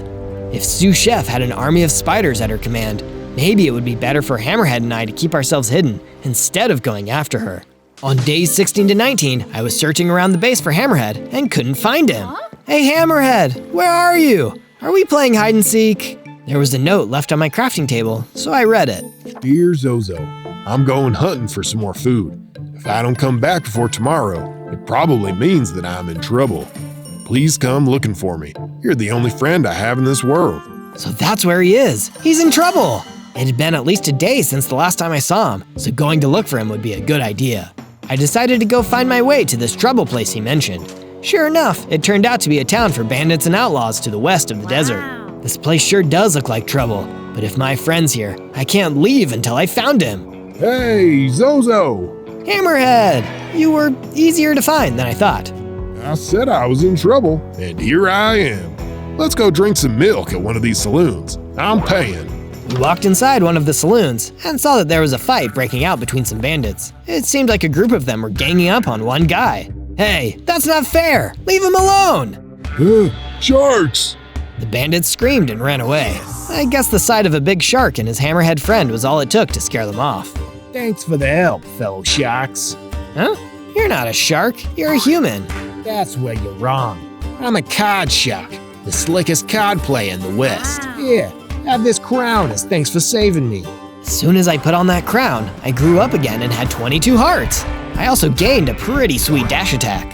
Thanks, card shark. Did you both come to trouble to hide from sous chef? I do know a rumor that you might want to hear. Are we sure we should trust this guy? Let's hear him out before we judge him. There's a legendary poisonous spice called the chef bane, which is said to ruin a cooking pot forever. If you sprinkled some of that stuff in her soup, she'd be forced to give up cooking. Then all the sharks would be safe. Wow, and you're really telling the truth? Trust me, kid, I know a thing or two. Even though it had seemed hopeless before, I now believed that there was a way to stop sous chef for good. All I had to do was find that chef bane. On days 20 to 22, Hammerhead and I returned to our base and found it under attack by those same bandits we scared away in trouble. This time though, there was a whole lot more of them, and they were throwing dynamite. This will teach you nasty sharks not to mess with us bandits. Oh yeah? Well, we're gonna teach you nasty bandits not to mess with us sharks. Right, Hammer? Right. Hammerhead and I worked together and took on the bandits as a team. We fought hard against the crooks, but our teamwork was too much for them, and we took them out. I was feeling so inspired by our teamwork that I had an idea. I should add a statue to the base. Things were coming along nicely, and I made some good progress on the first part. You can sort of see what it might be. I'd need to add some blue materials to get the statue's color palette just right, so I started mining to see if I could find any lapis. It would be a long way down, but I had to start somewhere. Once I gathered some stone, I decided it was time to upgrade my pickaxe. So I returned back to the base, where I crafted a stone pickaxe, which would help me mine much more efficiently. And if you want to be more efficient in finding my videos, make sure you hit that subscribe button and ring the bell so you can find my channel easier. On days 23 to 26, Hammerhead and I teamed up again when our base was attacked by some super tough rock mobs. Uh-oh, those look like straddlers. We were able to defeat them, but their skin was so tough that a bunch of our teeth fell out. Yo-yo, my teeth fell out. Don't panic, friend. They'll grow back. As for the ones that fell out, I decided to craft a bow and make the lost teeth into shark tooth arrows. Time to go spider hunting. I hid in the desert with my dive ability and waited for some tarantulas to pass by. And when they least expected it, I jumped out and sniped all of them before they could even react. Now I can gather all the venom they dropped and make myself even more resistant to poison. I went back to the base and did just that. I had just enough time to drink another poison resistance potion before I heard someone outside asking if anyone was home. I answered it and saw that there was a frilled shark at the door. Pardon me, is this arrow yours? I found it while I was hiding in the desert. Yes, it is. Thanks for returning it. Also, would you mind if I stayed here? I've got no home and there's a chef looking for me. Of course you can. That same chef is looking for my friend and I too. We'll be safer if we stick together. I then added another floor to the base to make sure that frilled shark felt right at home. Then I added some guard towers next to the fence to make spotting incoming enemies easier. On days 27 to 31, I went back to the town of Trouble so I could get some more information out of the card shark. He was willing to do it, but only for a price. I'll sell you this enchanted cookbook for some of your teeth. It'll tell you where you might find all sorts of ingredients, including the chef bane. Just my teeth? You've got a deal, mister. I gave him a full set of shark teeth. In exchange, he gave me the cookbook. I opened it up and saw that one of the first locations listed inside was the Great Pyramid of Pizza. It appeared to be some kind of restaurant for rich mummies. I had a good feeling about what I could find there, so I swam off to the part of the sand sea where it could be found. When I arrived, I saw that the entrance to the Great Pyramid was guarded by a crypt keeper. He was standing next to a sign that said, "No sharks allowed." Yeah, that's not gonna stop me. I fired some arrows from a distance to draw him away from the door. Then I dove beneath the sand so he wouldn't know where I was. When the crypt keeper was looking around confused, I sprung up from the sand and gave him a big bite. He hit me before running back towards the door, but with my dash attack, I was able to bite him again and get inside the pyramid before he could stop me. He tried to follow me in, but I dove into the pyramid blocks and disappeared. He eventually gave up and returned to guarding the entrance. On days 32 to 35, I entered the grand dining hall where the mummies were being served their pizza. I used my diving ability to sneakily make my way around the room. I was hiding under a table when I saw a flying fish on a platter. It looked like he was being served so raw that he was still alive. I decided to ask him if he knew anything. Excuse me, do you know anything about a spice called chefbane? Yep, I've heard of it. Sure wish I had some of it right now, so I wouldn't get eaten. Do you know where I can find some? Quiet down. The celebrity chef is about to make her appearance. Celebrity chef? Oh no! Sous Chef entered the dining hall and rang a bell to call everyone to attention. She had tarantula bodyguards with her. Attention diners, I am Sous Chef, and I will be your celebrity chef this evening. Our special is... She looked down and saw me under the table. Shark soup! Get that rotten shark! Yikes! Sous Chef and her tarantulas ran towards me, so I used a dash attack to catch her off guard. She struck back with her cooking knife and sliced away most of my hearts. I would be sashimi if I took another hit like that, so I decided to improvise. Actually, tonight's special is tarantula salad. The mummies hungrily turned towards the tarantula bodyguards and started to attack them. No, it didn't! Stop this! I made a break for the exit. I hate to dine and dash, but this time I had to. While I was on my way out, the flying fish flew after me. Wait, take me with you. I'm a carnivore too. That's good enough for me. Welcome to the team, Mr. Flying Fish. On days 36 to 39, I convinced the others to let the flying fish stay inside of our base with us. What do you say, fellow sharks? I thought this base was only for sharks who are hiding from the chef. He's a fish, and we're sharks. Won't he be afraid of us? It's fine. He can eat the rabbits we've been farming, and we have plenty for all of us. Once that was settled, I went to my room and consulted the enchanted cookbook that I got from the card shark in order to search for a new location to travel to in my search for Chef's Bane. Let's see here. The Great Pyramid of Pizza was a dead end. Oh, maybe I'll have better luck in the Marshmallow Swamp. Me and Hammerhead then proceeded to do some more work on the statue. The design was really starting to come together, thanks to the lapis lazuli I had been mining. On days 40 to 43, I was on my way to the Marshmallow Swamp when I thought I saw another land shark nearby. Hello there, my name is Zozo. Do you need a place to hide? The mob that I thought was a shark turned around and I realized that he was actually a dolphin, a land dolphin. I'm good, thanks. I was just in the area looking for a heart of the sea. It's a kind of treasure usually found in the ocean, but for some reason, they can also be found on land in this place. It's pretty odd, said the land dolphin to the land shark. Point is that I did find a treasure chest with a heart of the sea inside, but there was a terrifying mantis shrimp guarding it, so I chickened out. They're all yours if you're brave enough. Thanks for the info, Dolphin. Best of luck in your travels. I went to the place where the dolphin said he found the chest, and sure enough, the mantis shrimp was right there. Mantis shrimps were known for their lightning-fast attacks, so I knew that I had to rely on my toughness. I launched a few arrows before dashing into battle and biting away. The mantis shrimp knocked me back with a powerful strike, which did 5 hearts worth of damage, but that left him wide open. I drank a health potion and attacked him while he was recharging his attack. I did this a few more times before the mob finally fell. Alright, the heart of the sea is all mine. The door to the treasure chest opened up and I rushed in. When I opened the treasure chest, there were some prismarine blocks inside, along with the heart of the sea. Once I collected them all, I used them to craft a new shield with some of my spare shark teeth. This shield of the deep could provide me with some defense, while also draining health from enemy mobs. On days 44 to 49, I made it to the Marshmallow Swamp. It definitely lived up to its name, as there were white marshmallow blocks floating all throughout it. I took a drink from the black water, and I realized that it was coffee. It gave me a temporary energy boost and increased the distance of my dash attack. There were a bunch of pink oozes jumping around the swamp, so I used them to test out both my enhanced dash and my shield of the deep. Once I was done cleaning up the slime squad, I heard a cry for help from the swamp. It was a platypus. Help! I wanted a drink of coffee, but I started sinking. Don't worry, I'll help you. I dove straight into the coffee and rescued the platypus before swimming both of us to shore.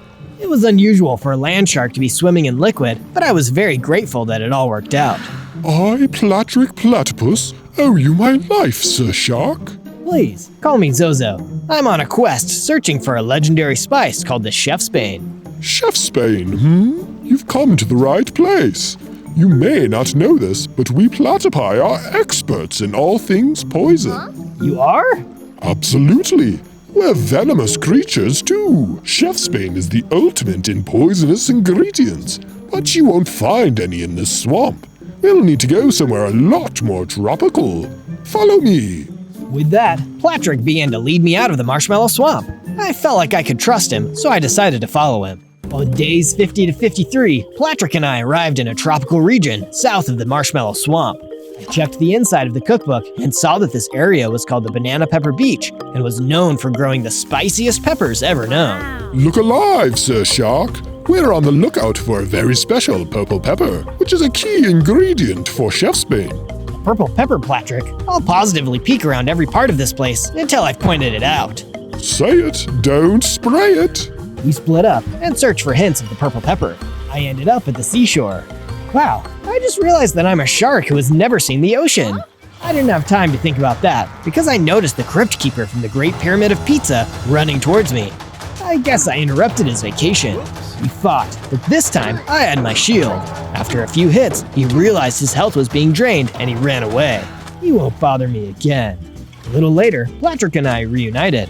It seemed like neither of us had had any luck finding the purple pepper. We'll keep trying, Sir Shark. In the meantime, have a potion of poison resistance. You'll want to be practically immune when we find it. I gulped down the potion and felt its effect make me even stronger against poison. On days 54 to 57, I returned to base to make some improvements. After swimming in the coffee swamp, I was eager to turn the oasis pool into a more tropical habitat. So I planted some banana trees to spice up the place. With the trees in place, I decided that the pool needed a diving board, so I added that along with some decorations to make it feel far more relaxing. Now I'll be a land shark and a water shark, master of both worlds. Hammerhead, Grilled, and Flying Fish all enjoyed using the diving board too. It seemed like the base was becoming more than just a hideout. It was our home, and we were family. Eventually, Frill came over and approached me. Oh, hi Zozo. Hey there, Frilled. I noticed that you built the Shield of the Deep. It looks like it protects you really well, and I was hoping you could make me one too. I would, but I need to go find another Heart of the Sea. Maybe the cookbook knows where I can find one. I returned to my room to look at the cookbook, but it wouldn't reveal the locations of the Hearts of the Sea. But it would let me know where more mantis shrimp were. It was just a hunch, but I decided to give it a shot. I made my way over to a nearby cave where I figured another mantis shrimp might be hiding. I managed to find another chest like the last one, but this time it wasn't even guarded. Lucky me! I looked inside, and there was another Heart of the Sea. Soon after, I crafted another Shield of the Deep and gave it to Frill. Thank you, Zozo. Here, I have some serrated teeth I can spare. If you equip them, your bite attack will be able to drain health, just like the shield. It's an incredible upgrade. Thanks, Frilled. You rule. I put those chompers in, and I could already feel more awesome. Or should I say, jawsome. On days 58 to 62, I was making some really great improvements to the statue. It's really starting to come together. Can you tell what it is yet? Just then, I noticed that the base was swarmed by tarantulas. The tarantula leader that I saw in the flashback was there as well, so it looked like this was a planned invasion. But how did they know where we were? I thought to myself and remembered the cookbook. Card Shark, he must have sold us out. Hammerhead was right not to trust him. I ran towards the base to help the others defend it.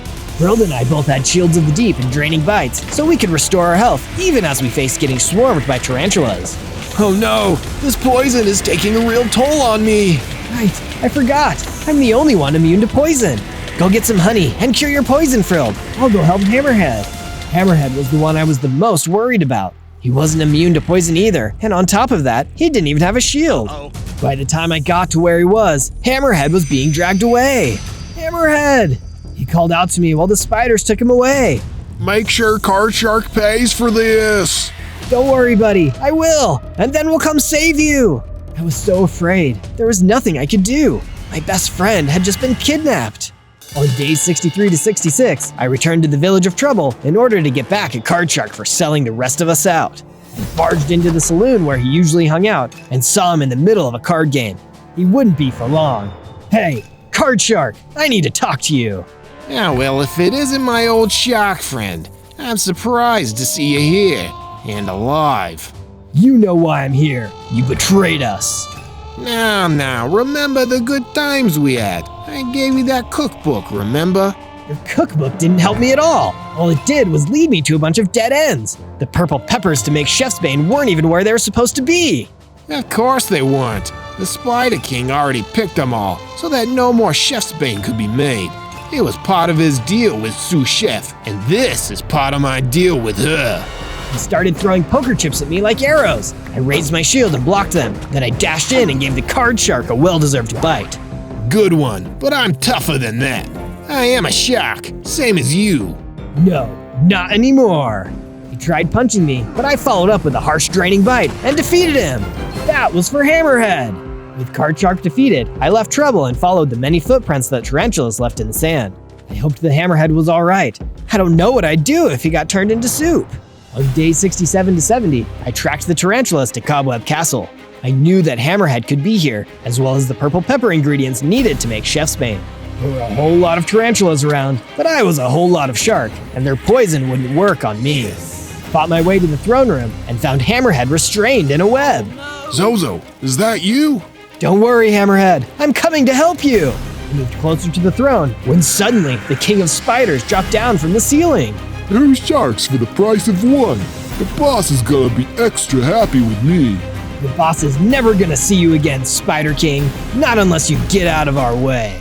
Big talk for a silly little shark. Let's go. I leaped at the King of Spiders and started biting his long, scary legs. Ow! Is this what being bitten feels like? Can't believe I've been doing this for years. The jagged shark teeth were too much for him. The Spider King ran off, leaving through a pathway. After that, I freed Hammerhead by shooting an arrow that destroyed the cobweb prison he was in. Hammerhead, let's check where the Spider King ran off to. Maybe the purple peppers are in there. Good idea, Zozo. From day 71 to day 74, Hammerhead and I entered the secret pathway that the Spider King had left through. On the inside, there was a creepy dungeon waiting for us. Whoa, this place looks so spooky, Zozo. I don't want to spend too long here. It'll be worth it if we can find the purple peppers and make the Chef's Bane Hammerhead. But we were already too late. The purple peppers were gone, and there was a note from Sous Chef herself left in the empty dungeon. You underestimate me and my minions, Zozo. Did you really think I'd just leave the purple peppers here? Silly little shark. Only a chef of my caliber would know what to do with such an ingredient. I'd say I'm sorry to disappoint you, but it's actually very funny to me. I'll see you at dinner, my dear. Me and Hammerhead were devastated. All this work and risk for nothing. It's okay, Zozo. At least you saved me. Let's go back to the base and figure out what to do next. From day 75 to day 78, I brought Hammerhead back to the base. I didn't want any more spiders to invade us at night, so I put up a new layer of defense. Hopefully a little fire will scare those creeps away. That's when Hammerhead approached me and gave me an enchanted book. What's this, Hammerhead? It's the sharpness enchantment, Zozo. It'll make your shark teeth extra sharp and dangerous. Oh, heck yeah, just what I need. I went inside and applied the enchantment book to my teeth. And I got those extra sharp teeth just in time, because the King of Spiders who narrowly escaped in the Cobweb Castle was back, and he meant business. Time to end this once and for all. As the King of Spiders ran in, I lunged forward and chomped him. In one bite, he was finished off, and that made me level up. I grew into a land great white with 25 hearts and the water speed ability, which made me twice as fast in water. Even though I'm a land shark, this might come in handy later. But that wasn't the only thing that the King of Spiders dropped. He also had a note, which I picked up and read. It must have come straight from Sous Chef. Once Zozo has been destroyed, find the straddler in the forest. You know what to do. I was starting to get really sick of reading notes from Sous Chef, but at least it could be a valuable lead. From day 79 to day 84, I searched the forest for the straddler. If he was somehow connected to Sous Chef, he might be able to give me some information. Straddler? Straddler? Hello? That's when the straddler emerged out of the forest, looking irritated. Yeah, I'm the straddler. What's it to you? I've heard that you might have something to do with Sous Chef, the villain trying to turn me and all my fishy friends into soup. Do you know anything about that? Yeah, of course I know about that. I've been trying to take her down for years. Maybe we can team up. That sounds great. But first, you see that cave next to me? I need you to grab a secret weapon I left inside. I turned and saw a cave a few feet away, and there was a secret weapon inside? Perfect. I'll be right back, Straddler. I went into the deep, dark cave and was surprised to find inside was nothing. Could there have been some kind of mistake? I went back and saw the Straddler standing in the mouth of the cave. Sorry, kid. I worked for Sous Chef all along. You really shouldn't be so trusting. He fired several arrows, and one of them even hit me. It was a tense moment, but I pulled out my own bow and fired back with even more accuracy. After a few arrows, the straddler was defeated, and I was alone in the cave. Whew, I really do need to be careful about who I can trust. On day 85 to day 89, I returned to the town of Trouble to meet somebody I thought I'd never need to talk to again. The card shark who, after I'd beaten him, was taken and locked up in the town jail. Thankfully, he was allowed visitors. I flopped down into the jail to see him. Zozo, what the heck are you doing here? I didn't think you would ever want to see me again after what happened to your friends. I figured after everything that happened between us, you owe me some information I can actually use. I'm not gonna tell you nothing. How'd you like it if I bit through the door of this cell and asked you a little closer? Okay. What do you want to know? Where can I find and defeat Sous Chef? Find is one thought, defeat is another. You can find her in her kitchen on the Mushroom Island. But I warn you, Zozo, if you go to that island, you ain't coming back. We'll see about that. This shark is never going into anybody's soup. And with that, I left the jail. There was no time to waste. From days 90 to 94, I worked on some new items and upgrades to my base. I can't take on Sous Chef without the best of the best of the best. I added a bunch of new upgrades to increase the effectiveness of my bow. The power enchantment, that increases damage, and the punch enchantment, which increased the knockback power of my arrows. Hope you like your food spicy, Sous Chef.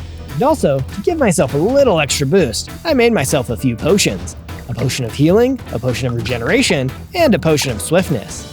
And sharks aren't exactly fast, but this should offset that. I'm sure to win now. On day 95 to day 97, I finished the statue, a giant blue land shark, just like me. I'm very happy about how it turned out. Let me know what you guys think in the comments below.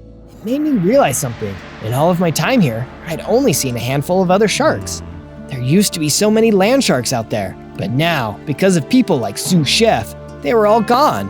I couldn't let Sous Chef wipe us out. I needed to protect the land shark legacy and give our people a future. I'm gonna take you down, Sous Chef. You've made your last shark soup. On day 98, it was time to prepare for the final battle. I gathered all my friends together, the hammerhead shark, the frilled shark, and the flying fish. Guys, this is it. I'm gonna fight for the freedom of sharks, and all fish.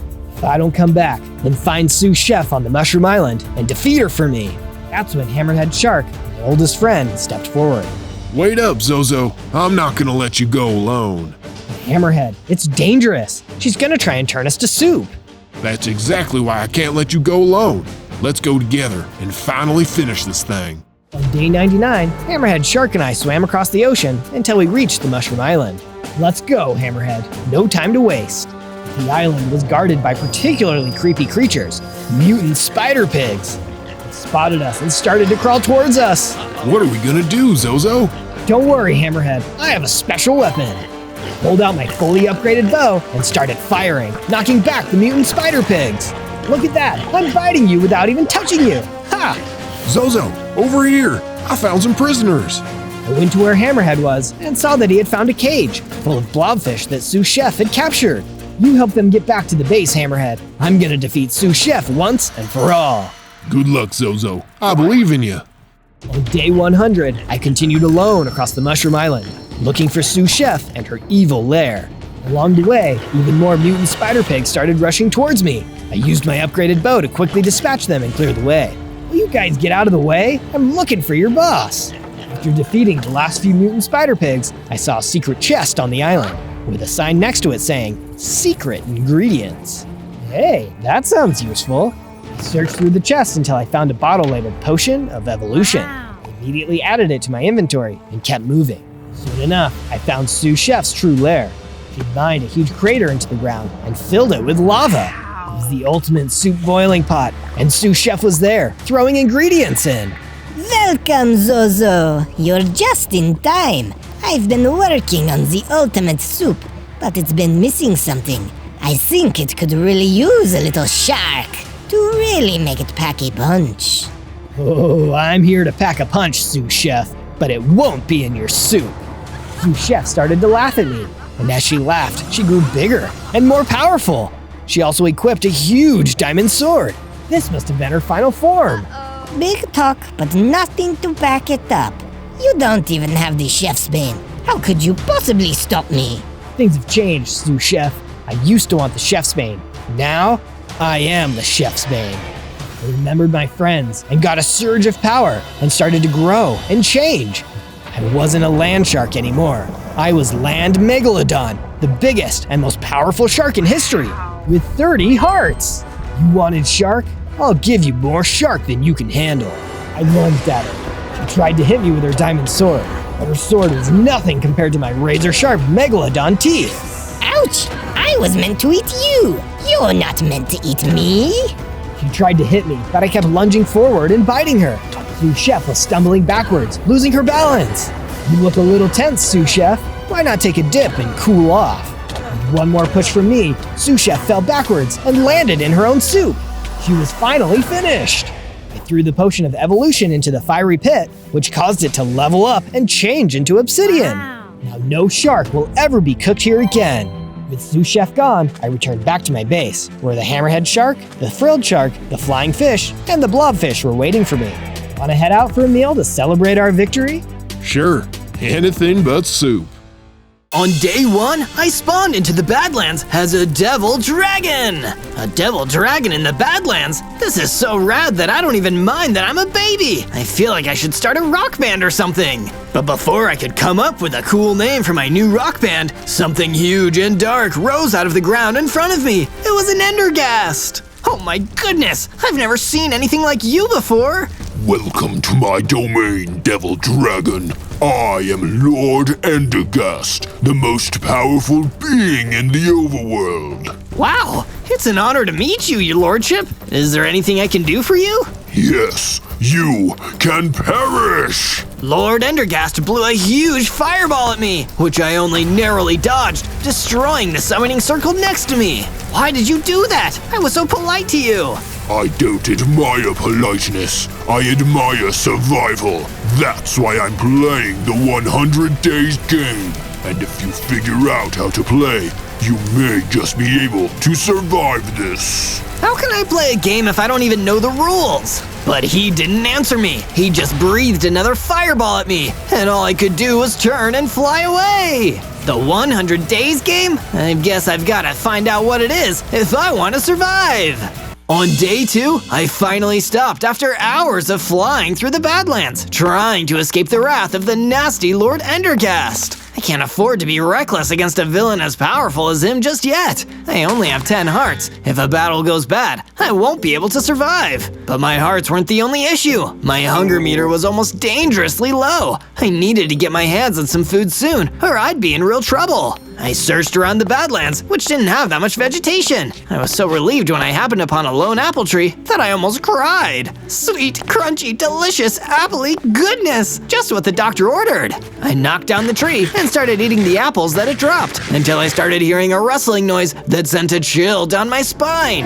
I looked up and saw an ender creeper walking towards me. Don't be a spoil sport, Devil Dragon. My lord and master wants to play a game with you, but you've got no hope of winning if you don't keep your wits about you. But I don't want to play this game. Let's just talk, okay? And my name isn't Devil Dragon, it's Zozo. Boom! Before he could say anything else, he detonated, leaving a big hole in the ground and knocking out a huge number of my hearts. Oh no, I don't have any healing items. There's no way I could survive another attack like that. That's when my savior arrived. A fire guardian appeared in front of me. For a second, I was worried he'd attacked me, and then he spoke. You are the Endergast's latest victim. It may feel hopeless, Devil Dragon, but with our help, it is not. Come with me! So you're on my side? If there are sides, yes. The only sides I see are the survivors and the condemned. Follow me! And so I did! On day 3, I followed the fire guardian across the Badlands as night fell around us. It felt like the enemies coming after me could attack at any time. What is your name, Devil Dragon? I'm Zozo. I've only been here for 3 days. I don't understand why so many people are after me. It's because that monstrous Endergast marked you. To be marked means that monsters and beasts will seek you out. They will hunt you, and they will try to destroy you. But why? I didn't do anything. Perhaps he senses potential in you. Potential for fun. It's all a game to him. But I know a being that might be able to help and advise you. Oh yeah? Who's that? The game's last survivor. The Fire Guardian led me to a campfire where a soul blaze was waiting. He sent me over to speak to the supposed survivor of the Endergast's game. So, you're the new one he picked. My commiserations. You're in for a horrific 100 days. But why? What exactly is the 100 Days game, and how did you survive it? It's a grand hunt. Over 100 days, he'll send everything after you, every challenge and monster at his disposal, of which there are many. You will be pushed to the limit, and you will only have two choices, to hide or fight back. I'll fight back! You can't hide from bullies like the Endergast. He'll never give up, so neither will I! There may be hope for you yet. Make a base, find weapons, make allies, keep fighting, because if you don't, there'll be no hope for you at all. He gave me a healing potion that I took for my Ender Creeper injuries and went off on my way. From day 4 to day 5, I started following the Soul Blaze's advice. With the Fire Guardian with me as my guide, I went further out into the Badlands to make myself a base. Take these tools, Zozo. It will make your mission much easier. You can always make better ones later. The Fire Guardian gave me a stone sword and a set of stone tools, which I used to start mining stone and cutting down trees. I soon had enough to start building myself a base. It was basic at first, just 2 rooms with some beds, one for me and one for the Fire Guardian. I hope these sheets are fireproof. Once the building was done, I stepped back to look at my hard work. It wasn't much, but it was mine, and I was proud of it. I didn't get to enjoy the moment forever though, as an Ender Blaze floated towards me, ready to attack. This really is a trial by Ender Fire. It wasn't easy, but with my stone sword, I was eventually able to defeat the Ender Blaze and destroy it. And when I did, I got enough XP to level up, getting bigger, stronger, gaining 30 hearts, and big, awesome dragon claws. Looks like I really am playing the game now. From day 6 to day 8, I was wandering through a new biome, the giant taiga, which was full of towering trees and lush greenery. A devil dragon looks kind of out of place here, but I still enjoy the scenery. I wonder if I can find anything out here that'll help me survive the 100 days and fight back against the Endergast. I was so lost in thought that I didn't notice an Enderman sneaking up on me, but when I noticed him, I immediately deployed my claws and started attacking him. He was a formidable foe, but my claws helped me gain victory in the end. That's right, I'd ended the Enderman. That was amazing, kid.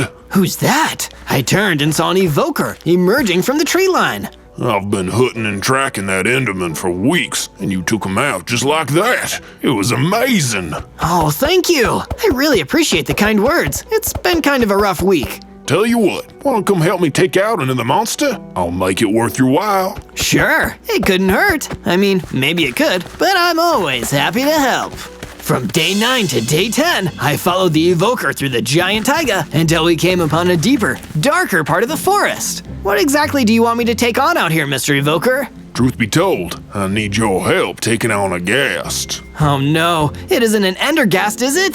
Endergast? No way, I've never even heard of that. This is just a regular ghast, but that doesn't mean it's not extremely dangerous. Well then, I guess I'll make sure to proceed with caution. And even that caution didn't do me much good. The power of the gas fireballs repelled me quickly. I had to escape just to survive, then went back to my new friend, the evoker, with my dragon tail between my legs. It's okay, my friend. Don't beat yourself up. How about we write this one off and come back to take him on another day? Thanks for your patience, Mr. Evoker. Say, why don't you come back and stay with me at my base? I really need some people on my side right now. I'll never turn down a free room. Lead the way, Dragon Boy. From day 11 to day 12, we made it back to my base, and I immediately started working on a room where the Evoker could stay. It was super easy, and before long, he had a brand new place to stay right next to my room. When I was done, he came up to talk to me about something. Hey there, Zozo. I really appreciate you making me a room, and I wanted to show my gratitude. I hope you don't mind, but while you were working, I took the liberty of making a few upgrades around the place. Come check them out.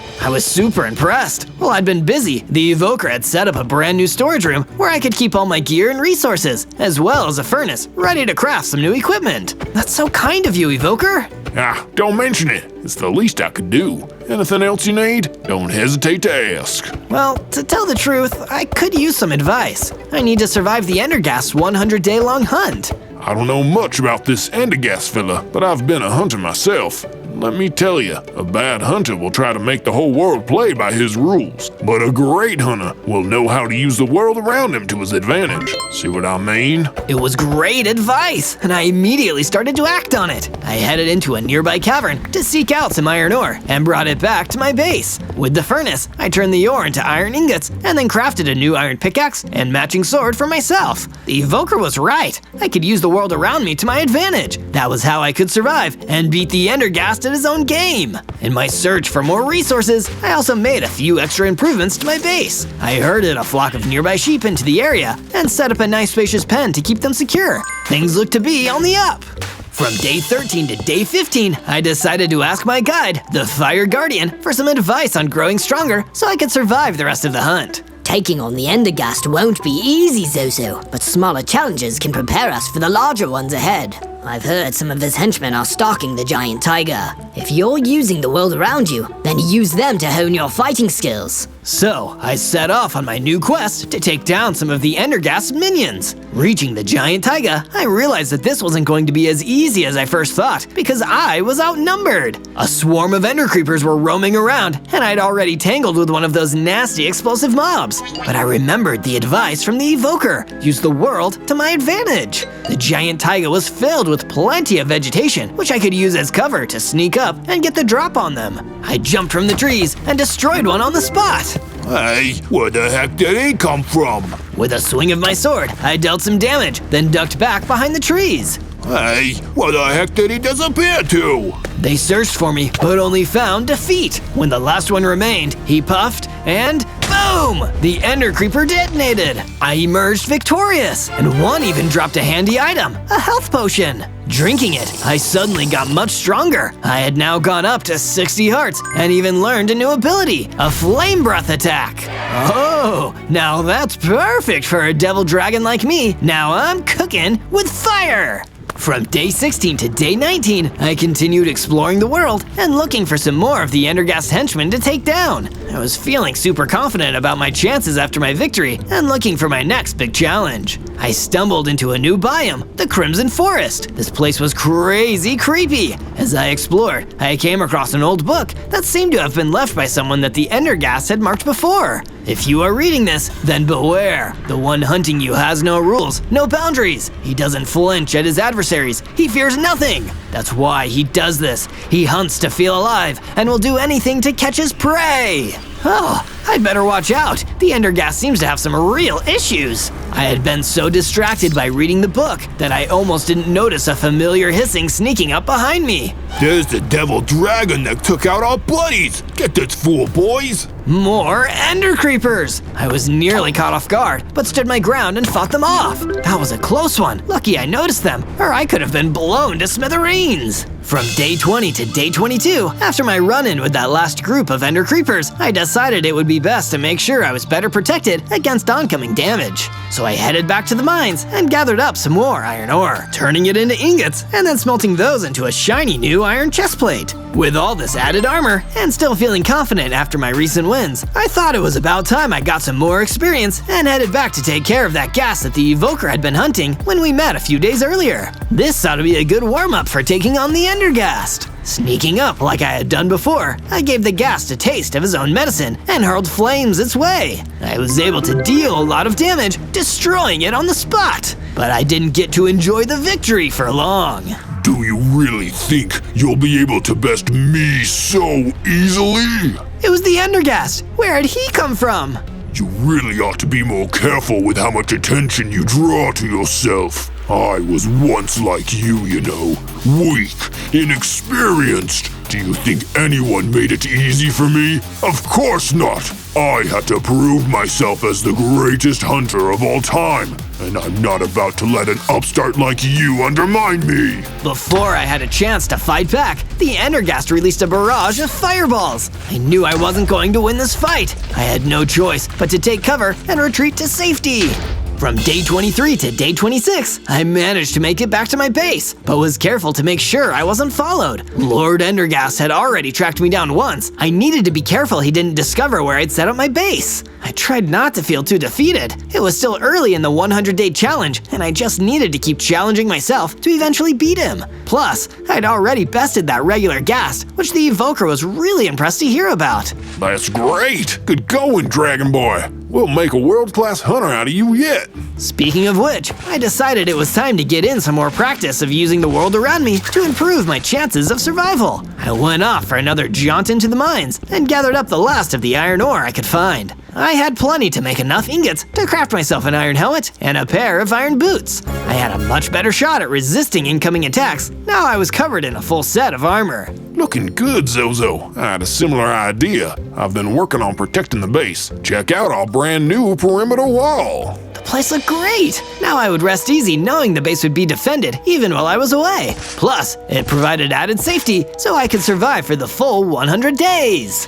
From day 27 to day 31, I decided it was about time I tried to challenge myself again. If I was going to use my environments to my advantage, then I couldn't limit myself to just the more familiar biomes I had visited. So I headed back towards the Crimson Forest. It looked like this place would be fairly easy to hide in. There wasn't a lot of light, and plenty of trees I could hide behind. Still, I needed some practice and finding good spots in the Crimson Forest to hide, because an iron golem was able to spot me with ease. Hey, you know I can see you, right? Ah, darn. I'm just trying to figure out how to survive against the Endergast. You're that devil dragon that took out his ender creepers. I gotta hand it to you. This place has been nice and quiet since you took care of those guys. But I expect they'll start to muscle in again soon. Why don't you come back to my base with me? That way, you'll be out of harm's way. Say, thanks. You're all right, Mr. Devil Dragon. Together, the Iron Golem and I headed back to base. I decided I would spruce the place up a little, so I gathered up some wool from the sheep and turned that into some fashionable decorative banners. Now we were surviving in style. Zozo, come quick! The Endergast minions are out looking for those that have been marked. Wait, they aren't here though. They haven't found me yet. No, not you. The Soul Blaze. He was the last one to be marked, and he needs our help. From day 32 to day 35, we rushed back through the Badlands to where the Fire Guardian had introduced me to the Soul Blaze. I couldn't let the Endergast get to him. He'd helped me start out on my journey. Quick, Zozo! I see commotion up ahead! A huge swarm of Ender Creepers were ganging up on the Soul Blaze, blocking us from getting to him. So, the Endergast has finally found me after all this time. Couldn't run forever, I suppose. The Ender Creepers were closing in, hissing and getting ready to explode. Before I could get close enough, there was an almighty boom, and many of them detonated, taking the Soul Blaze with them. No! Hey, it's the other marked one, the Devil Dragon. Get him, fellas! I had to fight back and managed to fend off the few Ender Creepers that were still left standing. But I was too late to save my friend, the Soul Blaze. From day 36 to day 39, I had to go and be on my own for a while. I was starting to worry that I wouldn't see this 100-day challenge through to the end. And even if I did, it seemed that the Endergast wasn't one to admit defeat so easily. Would this be my life now? Spending every day constantly on the run until Ender Creepers finally caught me? My thoughts were interrupted by the Hoglin. Oi, why the long face? Huh? It's nothing. Just thinking about some stuff. Well, you got a minute to spare? A mate Blaze took my guitar, and I can't get it back. Sure, but you really should say please, you know. I tried to keep my focus on the task at hand. I still had plenty of days to get through, and if I was ever going to outsmart a hunter as ruthless and unruly as the Endergast, then I needed to become a better hunter myself. I tracked down the mutant Blaze. Attacking it with fire breath probably wasn't going to end well, so instead, I snuck up a nearby hill to get the high ground, then dropped towards the mutant Blaze, scratching it up with my dragon claws and finishing it off with my sword. I gathered up the Hoglin's guitar, and he seemed to be apologetically grateful. Cheers for your help there. Sorry I was so rude before. This guitar is all I've got to help me survive. I don't know what I'd do without it. You're right. That's given me a fresh perspective on things. I need to hold on to what I've still got as tight as I can. That way, I'll survive the Endergast and his unfair hunt. From day 40 to day 43, I headed back to base and back to my friends. They had helped me make it this far into the 100 days, so I needed to make sure I took care of them as much as they looked out for me. Welcome back, Zozo. I hope you're feeling better after some time alone. I am a little, but I think I'll get by with a little help from my friends. Well, I'm glad to hear that, as we are due to have more joining us soon. I hope you don't object, but without the guidance of the Soul Blaze, my fellow Fire Guardians need a refuge, so I've urged them to come here. Of course, the more the merrier. Say, have you been decorating in here? Just a few small improvements. The Fire Guardian had really been helping bring the place together with some brand new couches and bookshelves. And not a moment too soon either, seeing as his Fire Guardian buddies soon started showing up. After I had helped to greet them, the Iron Golem came up to me. Hey, Mr. Devil Dragon. You can call me Zozo, you know. My bad. I've got a favor to ask. Would you go to my old place and pick up my emerald stash? I left it behind by mistake, and I'm worried I'll get seen by one of the Endergast cronies if I head back on my own. No problem. Leave it to me. From day 44 to day 49, I ventured back to the Crimson Forest to track down the Iron Golem's emerald stash. It wasn't exactly the most challenging task I'd faced, but at least I was helping out my friends. That was the key to my survival, working together. Unfortunately, I wasn't the only one who'd had that idea. The Endergast came bursting out of the shadows towards me, accompanied by his toughest stooge yet, a mutant wither skeleton. Found you again, and you aren't going to be getting away so easily this time! You're the one who's found me so many times, but failed to stop me. Face it, you're only trying to prove what a scary hunter you are, because in reality, you're just not that good at it. I'm an exceptional hunter, and you wanna know why? Fear!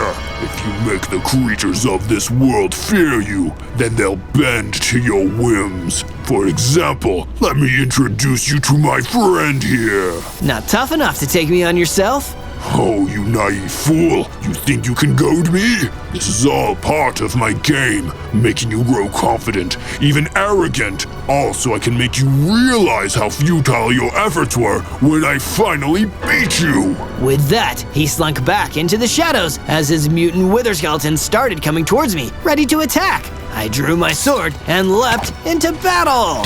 From day 50 to day 53, I crossed swords with the fearsome mutant wither skeleton. This was by far my toughest fight yet. With the nasty mob lacked in speed, it more than made up for in strength. I had to make sure to put some cover between me and it when the creature geared up for another heavy attack. Oh, the little devil dragon only made it halfway. Looks like you won't be seeing day 100. That's what you think! Huh? Where did that come from? I remembered to use my environment to my advantage. While I was behind cover and the mutant wither skeleton was talking, I quietly slipped around to some cover behind him. Now he was looking in the wrong place, and it meant I could get the drop on him. I launched a flame breath attack and struck the mutant wither skeleton with my flames, then charged in to deliver the final blow with my sword. He was down, defeated, but not destroyed yet. You're tougher than I thought. Tell me how I can defeat the Endergast. Defeat him?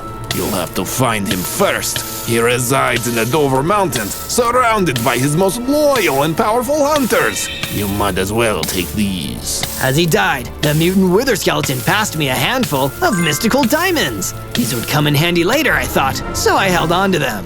From day 54 to day 57, I continued to search around the Crimson Forest and eventually found the Iron Golem's emerald stash. Unfortunately, there was a problem. A mutant husk had picked it up. So I hid and waited for it to drift past me, then leapt out, landing a powerful series of claw attacks and dealt with it in no time. I headed back to my base with the emerald stash and was finally able to return it to my friend, the Iron Golem. Thanks, Zozo. In exchange for this favor, I'll tell you an important secret. A secret? What do you mean? The devil dragons! Long ago, they were considered to be the most prized prey to an aspiring hunter wanting to prove themselves. But they were so rare that hardly anyone could catch them. Only one appeared every few hundred years. That must be why the Endergast is so interested in me.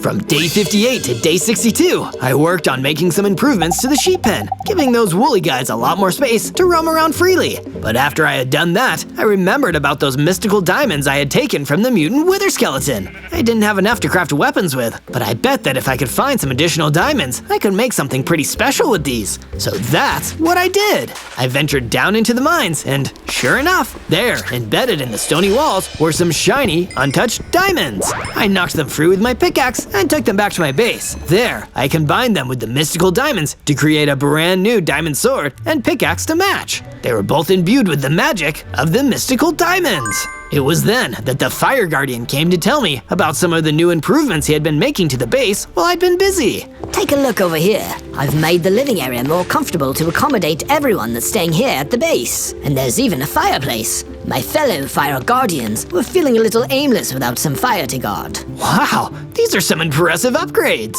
From day 63 to day 66, I decided to have a chat with my old pal, the Evoker. Since he was a more accomplished hunter, I figured he might know something about the mountains where the Endergas's base supposedly was. Smart call asking me. That's the mark of a hunter who's willing to learn from the experience of others. Mountains, eh? Not the nicest of places. Shame that you'll have to head over there. If you head due west from here, you'll find the path there. But watch your footing. It's a treacherous biome to be in. I set off in the direction that the Evoker had pointed me in, and before long, I found myself in the mountains. This place looked pretty desolate, even more than the Badlands or the Crimson Forest. Something about all those stony spires made it seem unforgiving. I suddenly got startled and instantly turned to face what I thought was my attacker. I was prepared to face off against some of the toughest mobs working for the Endergast, and when I saw a mutant hoglin, I thought he was after me. Hey, take it easy, bro. Wait, you're not here to attack me for the Endergast? What, that jerk? No way, bro. I'm a hunter. I've been on the trail of a wild blue manticore, a fascinating but aggressive beast. You look like an aspiring hunter too. Fancy coming along to show me what you got? Okay, let's go. But we should tread quietly. Don't want to attract too much attention. Ah, good call. I can tell you've done this before. From day 67 to day 70, I ventured further into the unfamiliar terrain of the mountains. The mutant hoglin hunter was a pretty good tracker and showed me some of the tracks that the blue manticore had left. I took the opportunity to get familiar with this new biome. After all, if the Endergast was hiding somewhere here, I'd need to make sure I could use the mountains to my advantage. Before long, we had found the blue manticore's lair. I took the lead, making sure I was staying nice and stealthy. Once I was at the edge of the cave, I used my flame breath to smoke out the blue manticore into the open. I leapt into action, swiping my claws at the surprised creature. The blue manticore's hide was tough to pierce with my dragon claws, but not enough for my diamond sword. My blade cut through the armored hide with ease, and I felled the beast at last. That was some nice hunting there, Zozo. Well, happy trails. Maybe I'll see you around sometime, bro. Huh, what an odd dude. From day 71 to day 74, I continued my exploration of the mountains, trying to figure out where the Endergast had hidden his base. This was a far more dangerous biome than the others I had visited. In some of the more elevated parts, one wrong step could lead to a nasty fall. While carefully navigating a mountain, I was sure that I saw a rock formation that seemed to spell out words. It read, "If you're enjoying this video, then be sure to watch more by searching for Zozo. Huh, must be a trick of light. Or maybe this altitude is making me lightheaded. I carefully skidded down to the foot of the mountain, only to see a familiar, frightening face waiting for me. It was the dreaded Lord Endergast. What do you think you're doing here? These mountains are my territory. How dare you? You think you can track me here to my mountains and expect to make it out alive? Wow, he's really mad. I didn't expect him to be so precious about the mountains. I quickly dodged out of the path of an oncoming fireball and grabbed my sword. The diamond blade caught the Endergast by surprise, and for a moment, I thought I might be able to actually get the upper hand on him. But he was still too strong, fending me off with ease as he regained his composure. I had to get out of there, and fast. It was time for another timely retreat back to the base. From day 75 to day 78, I went back to my base and sat down in my room for a bit. I wasn't feeling too good about running away from the Endergast again. I knew it was the smartest thing I could have done in the situation, otherwise I would have been done for. But it still stung a little, knowing I hadn't beaten him. Hey, you Zozo, don't let it get you down. Maybe seeing our brand new watchtower will lift your spirits. While I was gone, the Iron Golem had been working on adding a watchtower to the base so we could see threats coming from afar. I had to admit, climbing up to the top, that the view really put a smile on my face, but not as much as what happened next. Zozo, I've been looking for you. My fellow Fire Guardians and I have been working on a thank you gift for you. Here, drink this potion. I took the magical upgrade potion and suddenly felt myself getting much stronger. Wow, I now had a whole 100 hearts. And to make things even better, I had improved my fireball attack into a mighty dragon fireball attack. Now I was really living up to my devil dragon name. From day 79 to day 84, feeling more confident and much more powerful, I decided to head back towards the mountains to confront the Endergast. But when I made it back to the spot where we had last clashed, he was nowhere to be found. I did have a run-in with a fire ogre. There were so many different mobs in the mountains that this biome was almost like a whole other world. I quickly learned that fire ogres were resistant to my dragon fireball attack, but it didn't fare as well against my sword and the forces of gravity. After I defeated the fire ogre, I searched their lair for any interesting loot and stumbled upon an imprisoned black kitty. Oh, thank you. That horrid ogre wanted to eat me. Please get me out of here, and I'll show you where they keep their most prized possession. I helped out the kitty, and to say thank you, she gave me a diamond helmet from the ogre's private treasure stash. Wow, this is great! I've been in need of a new helmet. From day 85 to day 89, I was heading back when, to my horror, I was met with the awful sight of a group of ender creepers attacking my base. Hey, get the heck out of here! Scram! Look out, boys! It's the Devil Dragon! I rushed after them, quickly checking to see if my friends were okay. To my relief, nobody was seriously injured, although our poor base had seen better days. I remembered my experiences as a hunter and followed the trail of the ender creepers. I made sure to use all of my environment to my advantage, including asking a passing darkness ostrich if he'd seen those creepers. Yeah, you just missed them. They were heading that way. Take them out. Last thing we want is Endergast goons roaming these badlands. I caught up with the ender creepers and wasted no time launching a huge dragon fireball attack. But then, it hit me. They were heading back towards the mountains. I could use this to my advantage too. These ender creepers could lead me to the Endergast base. From day 90 to day 94, I kept up with the ender creepers as they fled back to their boss, the Endergast. Sure enough, keeping on their trail led me right to the Endergast's hidden base in the heart of the mountains. I leapt in to finish off the last of the ghast creeper cronies. I had to make sure they didn't reveal my base's location. But before I could even think about what to do next, a huge two-headed nether ogre came stomping out of the base towards me. So you're the Devil Dragon? You don't look so tough. The boss says it's time to end this game. For good. This two-headed nether ogre looked like he wouldn't go down easy. I was in for my toughest fight yet. From day 95 to day 97, I clashed with the two-headed nether ogre. It wasn't an easy fight at all. The ogre was one tough customer. He swung at me, and I had to duck out of the way. Even with my new helmet, he could have knocked my block off. I blasted him with a dragon fireball attack and followed it up with relentless slashes of my sword. There was no way to use my surroundings to help. I just had to keep up the attack. And luckily, it finally seemed to work. A well-timed fireball knocked the two-headed nether ogre off his feet, and he came toppling over with a loud thud. Ah, dang it! The boss is gonna be so angry with me. Why even work for an Endergast in the first place? You're a tough guy. I'm sure even you can't possibly be scared of him. I got no choice. I was mocked once in his 100 days hunting game. I lasted as long as I could, but he caught up to me in the end. Because I'd impressed him, he forced me to be his henchman for 100 years. So he could trap me like that too. Man, this guy really is a jerk. You said it, pal. With that, the two-headed nether ogre passed on. I had to double back to my base as quick as possible and make sure everything was okay.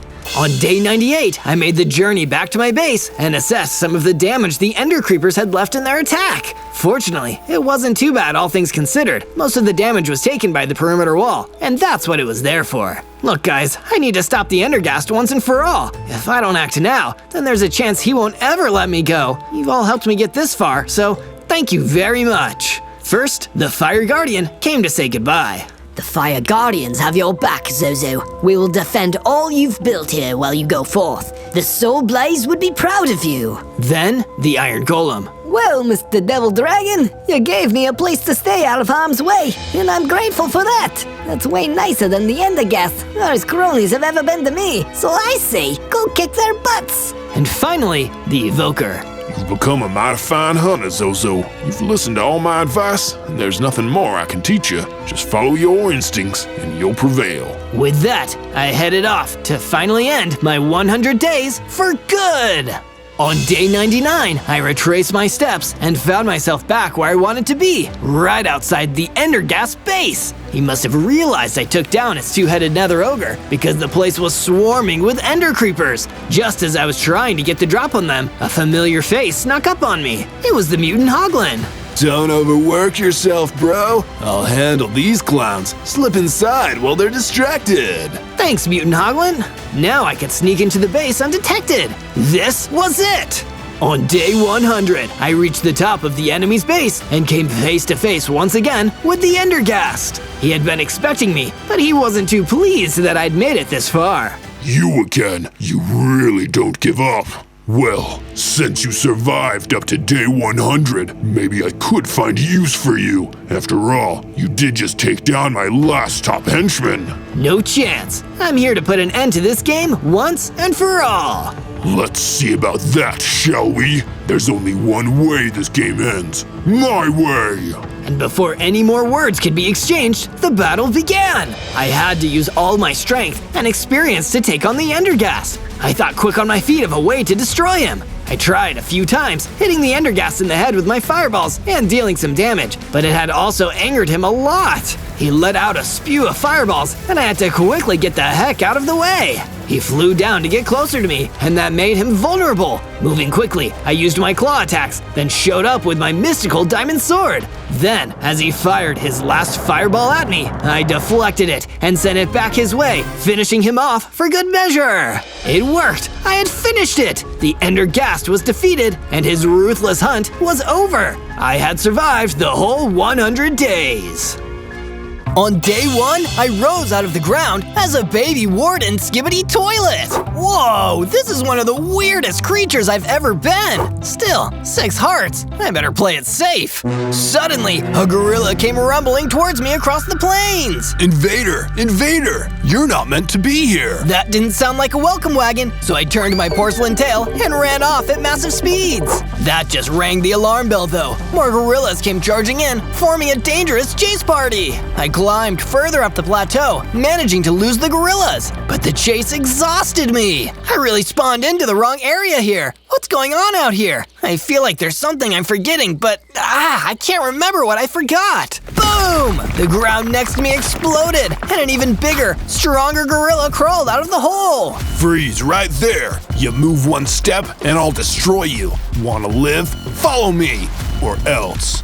On day 2, the big gorilla led me across the plateau. Whatever you think I didn't do it, I swear. I'm a completely innocent warden skibidi toilet. Look, kid, I don't trust wardens, and I don't trust whatever a skibidi toilet is. Want this to go smoothly? All you've got to do is literally everything I say. Well, I guess that's a pretty compelling argument. He took me to some kind of outpost near the top of the plateau, leading me through the complex. They eventually threw me into a dark, dingy cell in the back. You better behave, toilet boy, or you're gonna get yourself flushed. Lucky for me, I wasn't alone in the cell. There was a squat little Mungus waiting in there for me. Hey, Mungus, I'm Zozo. What are you in here for? Somebody accused me of being an imposter, even though I'm not. It's a unique form of discrimination that we Munguses have to deal with. Oh, that's horrible. A similar thing happened to me. I don't even really know why I'm here. You're certainly not gonna find your memories here in some goofy gorilla prison. We've gotta get out of here. Do skibidi toilets have any special powers? I don't know, but wardens sure do. That's when I remembered how to warden shriek and used it to bust down the wall of our cell. Mungus and I escaped, running off in different directions into the night. Now I can start working on getting my memories back and finding out why I'm really here. On day 3, I continued wandering through the plateau, trying my best to avoid any angry gorillas who wouldn't be happy that I'd escaped. In the epic battle of gorilla versus toilet, I personally wouldn't bet on the toilet. But rather than a gorilla, I instead encountered some cows, which made me realize I'm soon gonna get hungry. Using my high-precision warden shrieks, I blasted one of the cows, then swooped in to take my fill of the delicious beef. Okay, that's something I know about myself now. I enjoy tasty meat, just have to cook it first. I heard a rattling behind me and turned. There was a gang of skeletons coming towards me. Oh no, skeletons don't have any meat on them at all. I'm doomed. With my warden shriek still recharging, I was defenseless and outnumbered. But before the skeletons could get me, a huge lightning bolt came down and destroyed them all. Oh my gosh, what just happened? That's when I turned and saw him. The glorious sight of a tall man with a TV set for a head. He'd fired the lightning bolt and saved my life. Come with me if you want to not die.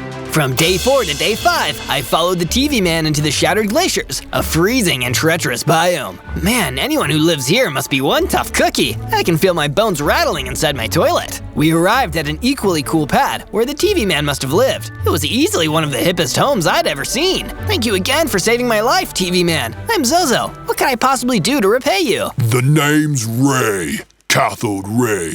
And it's no biggie. I save people all the time. I'm a hero. It's kind of my thing. That's awesome, Ray. Could I be a hero just like you? I don't know what exactly I am, so maybe a hero would be a cool thing to become. I've got it pretty covered, little toilet. But maybe, with some training, you could have some potential. Training, yes! I could move in with you and… With me? No. Little fella, Cathode Ray rolls alone. Here, take these and go make yourself a place. We'll talk in a couple days. Cathode Ray, the TV man, gave me my first set of stone tools and a stone sword. I left his base and ventured further up the treacherous Shattered Glaciers. When I found some solid ground on top of a mountain, I was curious to find warped trees here as well. This must be a sign. They look blue just like me. This is it. This is the location for my base. I mined enough material to start building myself a pretty basic house with 1 bedroom and a furnace so I could finally cook these steaks. Nothing is better than a warm piece of steak. This place isn't much, but it's mine. Not for long, you stinky toilet! I turned and saw that one of the gorilla guards had somehow followed me here. He wasn't interested in conversation. He wanted to fight, and I needed to defend myself. When he ran in, I blasted him with my Warden shriek, then finished him off with my stone sword skills. That gave me enough XP to level up, becoming a bigger, more combat-effective Warden toilet with 14 hearts and an inbuilt fireball cannon. Oh yeah! Now I'm looking fire! From day 6 to day 8, I was heading back to tell Cathode Ray about the new power I'd gained, but in the process, I ran into my old prison buddy, Mungus. Hey, Mungus, how have things been swinging for you? I didn't expect to see you out here. Been better, man. Everywhere I go, people keep thinking I'm an imposter.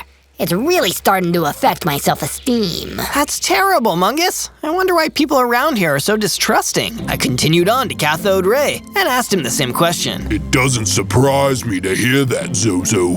You know, there are a lot of folks out here who really can't be trusted. It's why my work as a hero is so incredibly valuable. How can I start doing valuable hero work, Ray? I can shoot fireballs now, and I want to prove myself. If you go to the Stony Peaks, you'll find a deadly yak who's been causing a lot of trouble for the locals. Who may be perfectly suited to this job.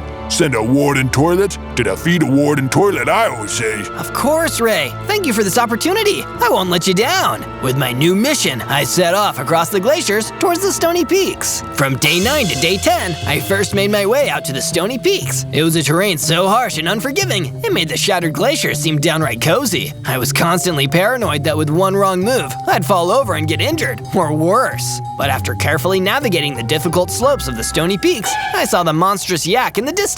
I drew my sword and carefully approached. Time for a surprise attack. I shot a fireball at the vicious yak. It turned, ready to attack. Traitor! Perish for your treachery! I fought the creature with my sword, but it was really strong, knocking a bunch of hearts off of me. In the end, I shot another fireball at the monster, and it blew him off the edge of the cliff. He was gone, but it left me badly injured in the process. Oh no, I don't think I'm gonna make it out of here. But a friend of mine was about to come in clutch. That's right, Mungus had found me. Zozo, I heard someone was in trouble. I never knew it'd be you. Here, take this healing potion and some steaks. You look like you need it. I truly did. I took the potion and was healed. Thank you, Mungus. I really appreciate that. What are you doing out here? Something's going on, Zozo, something big.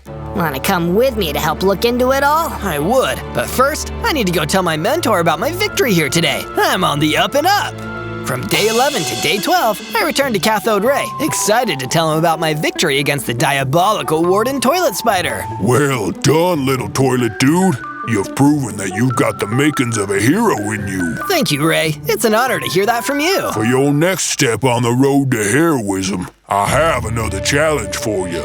Even deeper in the dark shadows of the Stony Peaks, I need you to find and destroy the Hell Rat. It's every bit as frightening as the name suggests. Yeesh, that sounds pretty scary. That it is, my friend. That it is. I recommend you upgrade your armor and weaponry.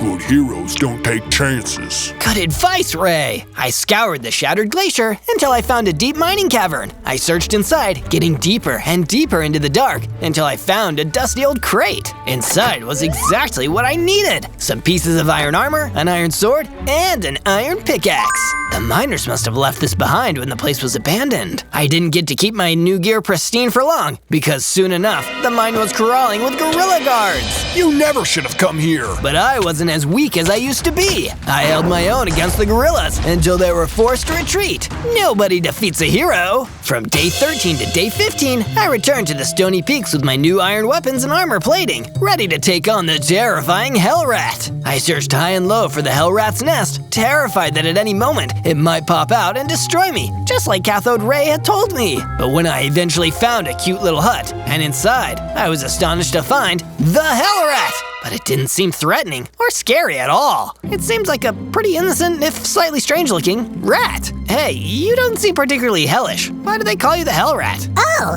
it's because I come from Hell, the unincorporated community in Livingston County, Michigan. Oh, I suppose that does answer a lot, but not why Cathode Ray sent me here. Sorry for bothering you, Mr. Rat. I could smell a rat, and it wasn't the Hell Rat. I needed to make my way back to the shattered glaciers with no time to waste. From day 16 to day 19, I returned to the cold, lonely world of the shattered glacier. Cathode Ray has some serious questions to answer. Sending me to hassle innocent rats from Michigan doesn't seem like something a hero would do. But when I arrived at Ray's pad, it was empty, not a soul in sight. Until I heard footsteps behind me. I panicked and turned around, only to see Mungus standing right behind me. Mungus, what are you doing here? I was just about to ask you the same thing.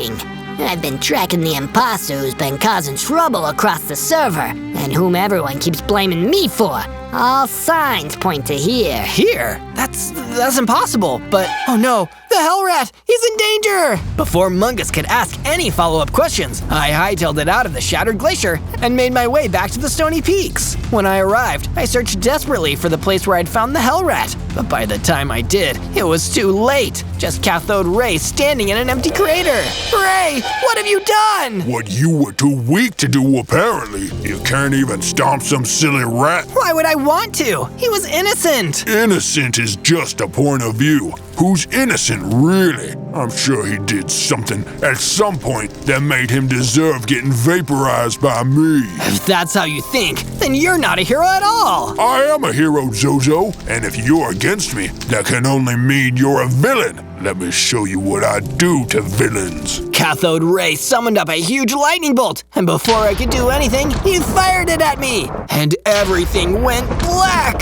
From day 20 to day 22, I finally woke up, my damaged toilet body lying among the broken stone of the peaks around me. Somehow, I'd survived. Why didn't Cathode Ray completely destroy me? Because I stopped him. I turned and saw my old prison friend, Mungus, walking towards me. What? You're the first person who believed in me. You think I'd let that TV-headed creep destroy you? No way. I can't believe he used me like that. I thought he was a hero. I thought I was a hero. You still can be, Zozo. Let's go back to your base. Together, I think we can defeat this guy and show the world who he really is. You're right, Mungus. It's the only way. We went back to my base, and we tore down the old base so we had enough space for the new build. I mined up enough raw materials to construct a new building with a room for Mungus to stay in, complete with a bed and couch. You can't really tell what this place will be, so make sure to watch a bit longer to find out as I will finish the base. From day 23 to day 26, I returned to the Savannah Plateau, wanting to see everything with a fresh perspective. Everything with Cathode Ray has got me reconsidering my whole life.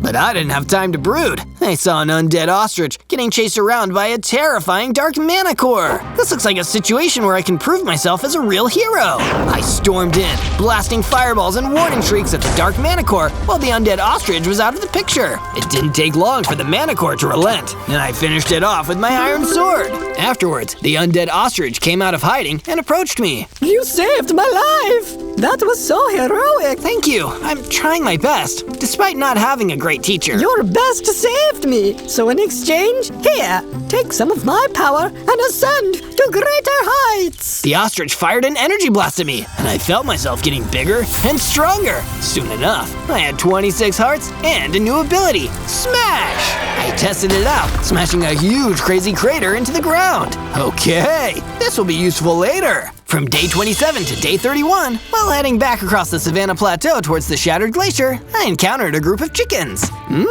Even a Warden Skibidi toilet enjoys some nice fried chicken. I lured the chickens back into the Shattered Glacier and decided I needed to build a pen for them. Before I could do that, I decided to finish up the rest of the base, so I can put them in just the right spot. I poured my heart and soul into it. I just hope no one flushes it down. Can't deny the resemblance is uncanny. If you think it looks good, make sure to subscribe so you can see my other amazing builds. As I was taking in the views, the Magnus approached me. Great work, Zozo. Some chicken is exactly what we need. Also, speaking of food, I took the liberty of making us a pantry. We can store excess chicken there. I looked and saw the well-stocked pantry and fully equipped kitchen that Mungus had created. Good job to you too, Mungus. This base is coming along nicely now. Meanwhile, back in Cathode Ray's icy chill pad of evil, he was consulting with his most powerful henchman, the Speakerhead. So you see, Speakerhead, this Zozo needs to be destroyed for the greater good. We can't have a good world with that Skibidi Warden menace in it. Of course, Mr. Ray. Everybody wants to rule the world, but you're the only one who I trust to see it through. Then go out there and do what needs to be done. He's the only thing standing in the way of our plans. From day 32 to day 35, I returned once again to the Savannah Plateau. More specifically, I returned to the gorilla base where I'd first been imprisoned. If I thought these guys were evil while I thought Cathode Ray was good, then maybe I had the wrong idea all along. When I arrived at the gorilla base, the huge gorilla who'd first captured me appeared to stand guard. You've got some nerve coming back here, Toilet. After everything you've done, I ought to destroy you right now. Wait, I was misled, and I think you were misled too. I'm on your side. Let me speak to the boss gorilla. The boss gorilla isn't actually a gorilla. Come with me.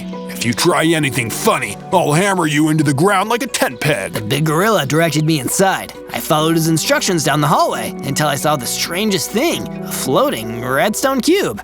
My goodness, who are you? Me? I am the Cube of Wisdom, the source of all good and righteous knowledge. And if you had spoken to me earlier, I could have told you that Cathode Ray, the TV man, was nothing but a sham. Yes, I'm sorry. I know that now. He's a villain who believes he's a hero, but I want to be a real hero. Together, between me, my friend Mungus, and you and your gorilla forces, we can take down this monster. That's the wisest thing you've said all day, Zozo. From day 36 to day 39, knowing the danger of the threats against me, I searched the Shattered Glacier yet again until I found another abandoned cave. I searched deep within until I found some more abandoned pieces of iron armor, which I quickly equipped. Using my smash power to bust through the stone further, I found a small vein of diamonds, which I mined with my iron pickaxe. Not enough to make anything yet, but these will come in real handy when I find more of them. I returned to my base with my spoils, where Mungus was waiting for me with good news. Zozo, I crafted some weapons for you while you were gone. Javelins. They should be super effective. Oh, that's awesome, Mungus. This will make me an even more formidable opponent at long range. I left the edge of my base to practice my throwing skills with my new selection of javelins, when suddenly a gibbon approached. Be not afraid. Don't worry, I wasn't. Okay, let's see, what was the message? I'm an envoy from the Primate Kingdom. My master, the Cube, wishes to speak to you at a secure location in the Twilight Valley. You must journey there at once. It sounded like there was no time to delay. I turned tail and made my way in the direction of the Twilight Valley. From day 40 to day 43, I arrived in the spooky and mysterious Twilight Valley. Following the instructions given to me by the Gibbon, I found a small shack where the redstone Cube of Wisdom was waiting for me. What's up, Mr. Cube? Why so cloak and dagger? Is everything okay? There's an urgent matter that must be attended to, Zozo. My spies in Cathode Ray's inner circle tell me that he's dispatched one of his most dangerous agents, Speakerhead. What's so dangerous about him? He's a highly skilled and lethal warrior. He's absolutely loyal to Cathode Ray and his cause, and he absolutely hates Skibidi toilets. I must leave now, Zozo, but stay safe. You are in grave danger. The redstone cube teleported away, leaving me alone in the Twilight Valley. Or so I thought. The shack exploded, and the Speakerhead was standing there, wielding a huge sword. There you are. Time to meet your doom, Toilet. All for freedom and for pleasure. Without delay, I started firing my Warden shrieks and fireballs at him, but there was no effect. He ran at me with his sword and devastated me with one strike. All I could do was turn and run for my life. I'll get you, Zozo. Nothing ever lasts forever. From day 44 to day 49, I was resting and recovering at my base from my encounter with Speakerhead. I was lucky to get out of there alive. Speakerhead wasn't planning on taking prisoners. He was every bit as terrifying as the redstone cube suggested, so it made sense that the redstone cube would appear next to me in my time of need. You weren't kidding, Cube. That Speakerhead guy is a real demon. Be that as it may, I believe I have a solution for you, Zozo. A weapon that may be capable of destroying that diabolical false hero once and for all. I'm all ears. A blowgun, an ancient tribal weapon wielded by a great warrior. It's said to have special powers when used by a true hero in the name of justice. Sounds perfect. Where can I get it? I'm not sure yet. You will need to seek out the information. Return to the Stony Peaks and seek out other wise creatures. They will give you the knowledge that you seek. From day 50 to day 53, I had fully recovered from the stress of my battle with Speakerhead. I ventured out into the Stony Peaks, wanting to find the wise creatures that the Redstone Cube had spoken of. I'm lucky I don't have any legs, or they'd be getting really tired right about now. When I'd reached the highest peaks of the Stony, peaks, I found a wise old spider pig waiting for me. Welcome, my son. I am the great spider pig who sits at the center of the cosmic web of knowledge. I can answer about one question of every person. What is your question, Warden Toilet? I seek the power to defeat evil. Where can I find the legendary ancient blowgun? It will not be easy, my boy. The blowgun lies in the Chamber of Destiny, deep inside the Cynthian Torrids. It is guarded by a terrible beast. You will need to be incredibly strong to fight it. A terrible beast. Great. For a second there, I was worried this whole thing would be too easy. From day 54 to day 57, I returned to the Savannah Plateau, hoping to share everything I'd learned with the Redstone Cube. But on the way, I was intercepted by a familiar and terrifying foe, Speakerhead. Well, if it isn't my least favorite Warden Toilet, Zozo. Speakerhead, what are you doing here? I've been listening to you all the way since the spider pig. My master wants me to collect intelligence on you and everything you're doing. But I won't even need that information if I destroy you right here. I threw some javelins at him and tried to hit him with my fireballs, but he was too strong. My turn. He pulled out a destroyer and with one whack, blasted a huge crater in the earth. I was lucky to have escaped with my life. Meanwhile, back at his base in the Shattered Glacier, Cathode Ray was receiving the information that Speakerhead had stolen. The Scythian Torrids. Interesting. Then it means the blowgun must be guarded by the High Reaver. Perhaps I'll let Zozo deal with that one. He could always use the practice. From day 58 to day 62, I was at my base, having at least survived a second encounter with the Speakerhead. I need some kind of advantage. I can't afford to let him get the jump on me again. I might not be so lucky. I was pulled out of my pessimistic thoughts by Magnus, who strolled over to me with obvious excitement. Zozo, I've been working hard building things while you were gone. I added in a little yard, a bathroom, and a new crafting area, complete with a furnace. Oh, that's genius, Magnus. Just the thing I needed. If I want some new gear, I'm gonna need to forge it myself. With this in mind, I went back to the same mining cavern I'd visited before and dug even deeper into the darkness, using my smash power to go deeper a lot faster than I would with just a pickaxe. Eventually, I found an even richer vein of diamonds and harvested as many as I possibly could. Then, I took them back to the base and put Mungus's crafting room to good use. I forged myself a diamond sword, a diamond pickaxe, and a few pieces of diamond armor. Now I'm a force to be reckoned with! From day 63 to day 66, I heard a great crackling outside my base, like something of immense power had arrived. I walked outside the base and saw the Redstone Cube of Wisdom waiting for me on my decorative toilet. Zozo, it is time. We must travel together to the edge of the Shattered Glacier. There we can find the portal to the Scythian Torrids, where the sacred blowgun awaits the arrival of its prophesied user. That, Zozo, is you. Then we have no time to waste. Lead the way. I followed the floating cube across the Shattered Glacier until eventually we reached the impressive-looking portal stand. Something is wrong, Zozo. The portal, it isn't active. Then what do we do? Keep searching. There must be some kind of key. Someone out there has it.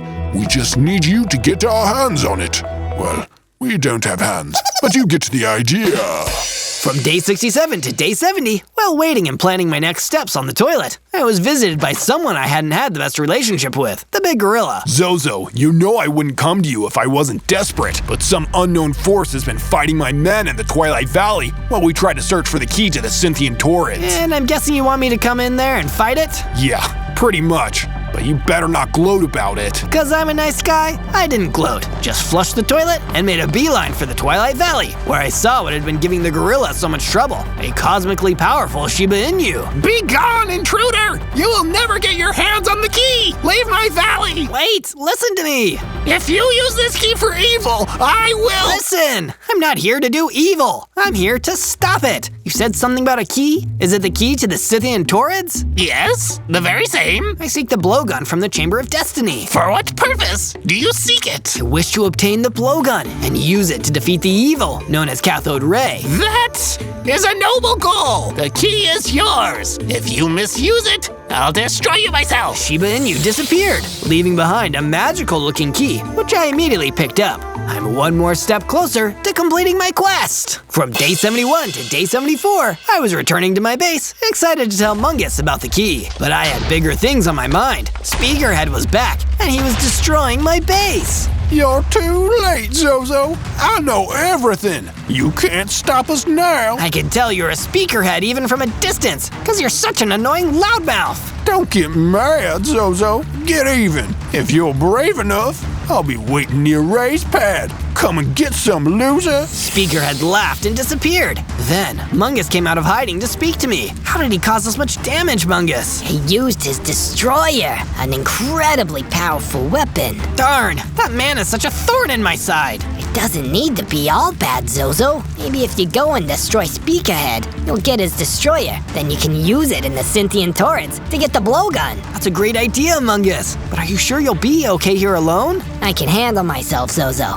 I'll rebuild the base while you're gone. Then it looks like we've got a plan. Little did I know, all of this was part of Cathode Ray's grand plan. Once he's dispatched dear Speakerhead, he'll be strong enough to enter the Scythian Torrens. Then, the blowgun will be mine, and nothing will be able to stop me.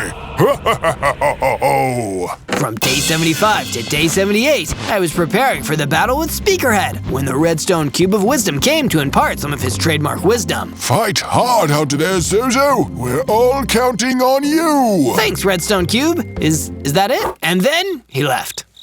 From day 79 to day 84, I wasted no time in charging to the dark depths of the Shattered Glacier. Speakerhead, you will face me in single combat. That was clearly enough to summon him, because Speakerhead immediately appeared. It was almost too perfect. Ready to be destroyed, Zozo? Well, clearly you are, since you're here. Please stop talking. I'd rather just fight. I charged at Speakerhead, wielding my diamond sword. Even with the aid of my powers, I was so hopelessly outmatched. Face it, Zozo, you're doomed. You can't beat me. That's when I suddenly felt a surge of energy coming up from the key the Shiba Inu gave me. The power to fight against evil. I evolved into a Warden Spider Skibidi toilet. I was bigger, stronger, and suddenly had 100 hearts and the ability to shoot lasers. Speakerhead was so shocked. What? No, you can't do that. Seems like I can. Bye-bye, Speakerhead. With a supercharged blast of my laser attack, Speakerhead was destroyed once and for all. In his place was the destroyer, which I picked up immediately. Just you and me now, Ray. From day 85 to day 89, I returned to the base with the destroyer and the key. And with 100 hearts, I was finally ready to go to the Scythian Torrens. I'm ready to do this, Mungus. So glad, Zozo. And look, I repaired the base. I turned and saw that Mungus was true to his words. The base had been rebuilt. Everything was coming up roses. The one thing left to do is go claim the blowgun. Then we can defeat Cathode Ray and end all this horror. My heart filled with determination, I made my way towards the portal standing deep in the Shattered Glaciers and used my key to open it. Scythian Torrens, here I come. I immediately felt the dark, dry heat of the Torrens on the other side. It was a sinister place, filled with molten lava and strange unknown creatures. After hours of wandering, I found a large, distinct structure that must have been the Chamber of Destiny. There's the chamber. Let's go see the beast. I walked into the chamber, which was deceptively quiet at first, until a huge, terrifying High Reaver leaped out. Oh, there's the beast! It took everything to be able to defeat the High Reaver. The blade of my diamond sword, my fireballs, my javelins, my laser eyes, and of course, the destroyer. It was a hard battle, and I lost plenty of hearts. But in the end, the High Reaver was defeated, and the blowgun was left on the ground. Cathode Ray, you've got a big storm coming. From day 90 to day 94, I left the Chamber of Destiny with the blowgun in hand. With this, I'd finally be able to destroy Cathode Ray once and for all. But before I could find my way to the portal, I was hit by a lightning that completely paralyzed me from the neck down. The blowgun fell out onto the floor. Oh no, who could have done this? Unsurprisingly, Cathode Ray emerged from the darkness. He had total power over me. So, it has come to this. You know, Zozo, we could have worked well together. Imagine the heroics we would have accomplished together. You've never done anything heroic in your life, Ray. You're just a villain who's lying to himself. You're going to regret this, Zozo.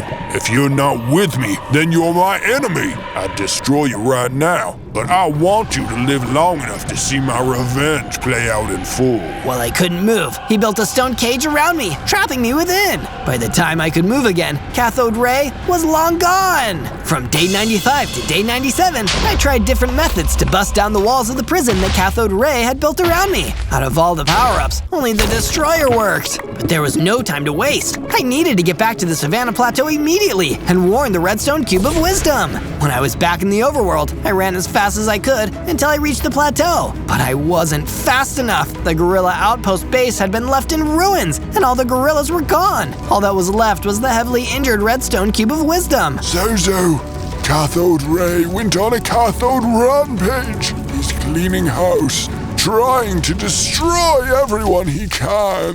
Oh no, this is all my fault. I gave him the blowgun. He'll be invincible. He has one weakness, Zozo. Because he has a TV for a head, he doesn't have a mouth, so he can't actually use the blowgun. Get it back, Zozo, and use it to bring Ray's reign of terror to an end! The Redstone Cube passed away, leaving me alone on the cold and dusty plateau. On day 98, I made a beeline back to my base. I needed to warn Mungus so he didn't end up like the gorillas or the Redstone Cube of Wisdom. When I saw the state of my base, I feared I was too late. Everything Mungus and I had worked on was destroyed. Cathode Ray had almost annihilated the base. Oh no, did he destroy Mungus just like he destroyed the Redstone Cube? To my immense relief, Mungus emerged from the rubble. Please, I'm a lot harder to destroy than that. Mungus, you're alive! Cathode Ray was so focused on angrily destroying our base that he didn't even notice me. That's one small relief, but Cathode Ray still has the blowgun. I can't defeat him without it. Don't worry, Zozo. I have a plan. Let's go to Ray's pad together. I've got my own score to settle. You distract him, I'll steal back the blowgun.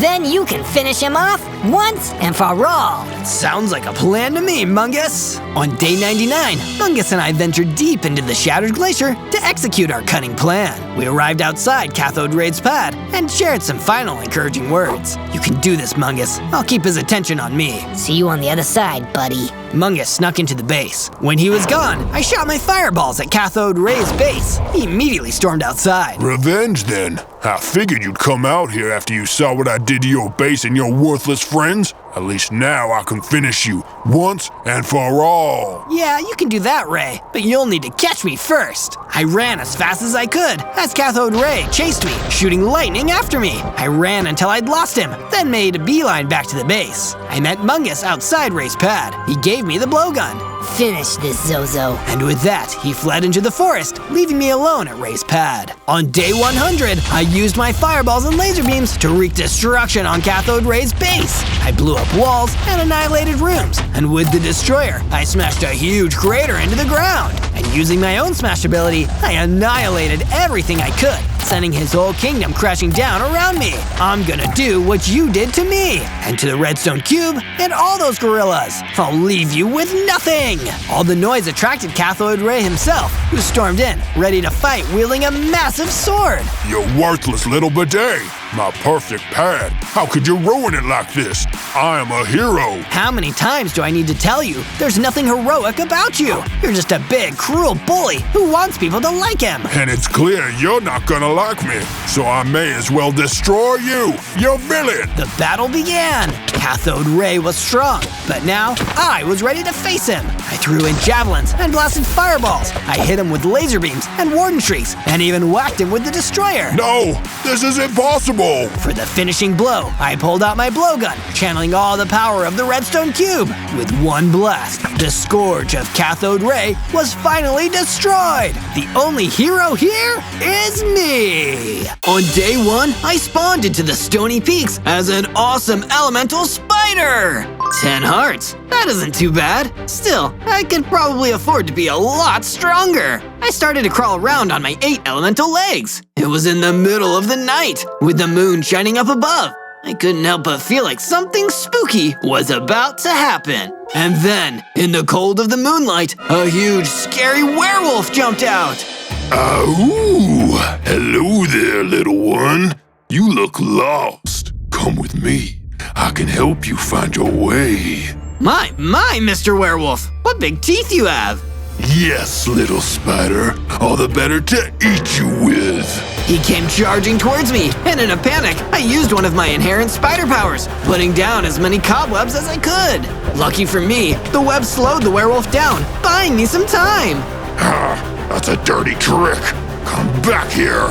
No way! I ran away as fast as I could, crawling through the Stony Peaks and trying to escape. But during my daring escape, I was ambushed by some vicious worgans. Not so fast, Spider. We want to play.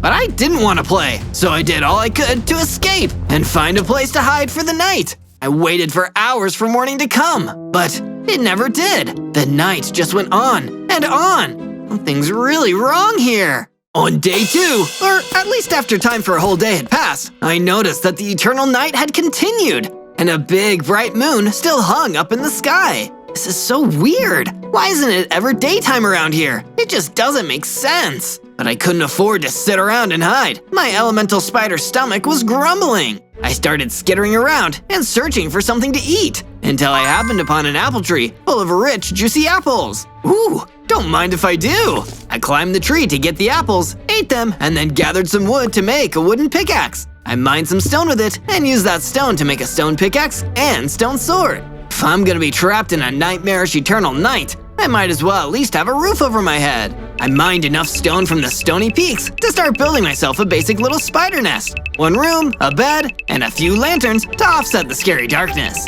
Be it ever so spooky, there's no place like home. And while I was admiring my work, I got interrupted by another worgen running in to attack me. Tasty spider. I'll eat you alive. Eat this instead. I lashed out with my sword, striking brave and true until the worgen was defeated.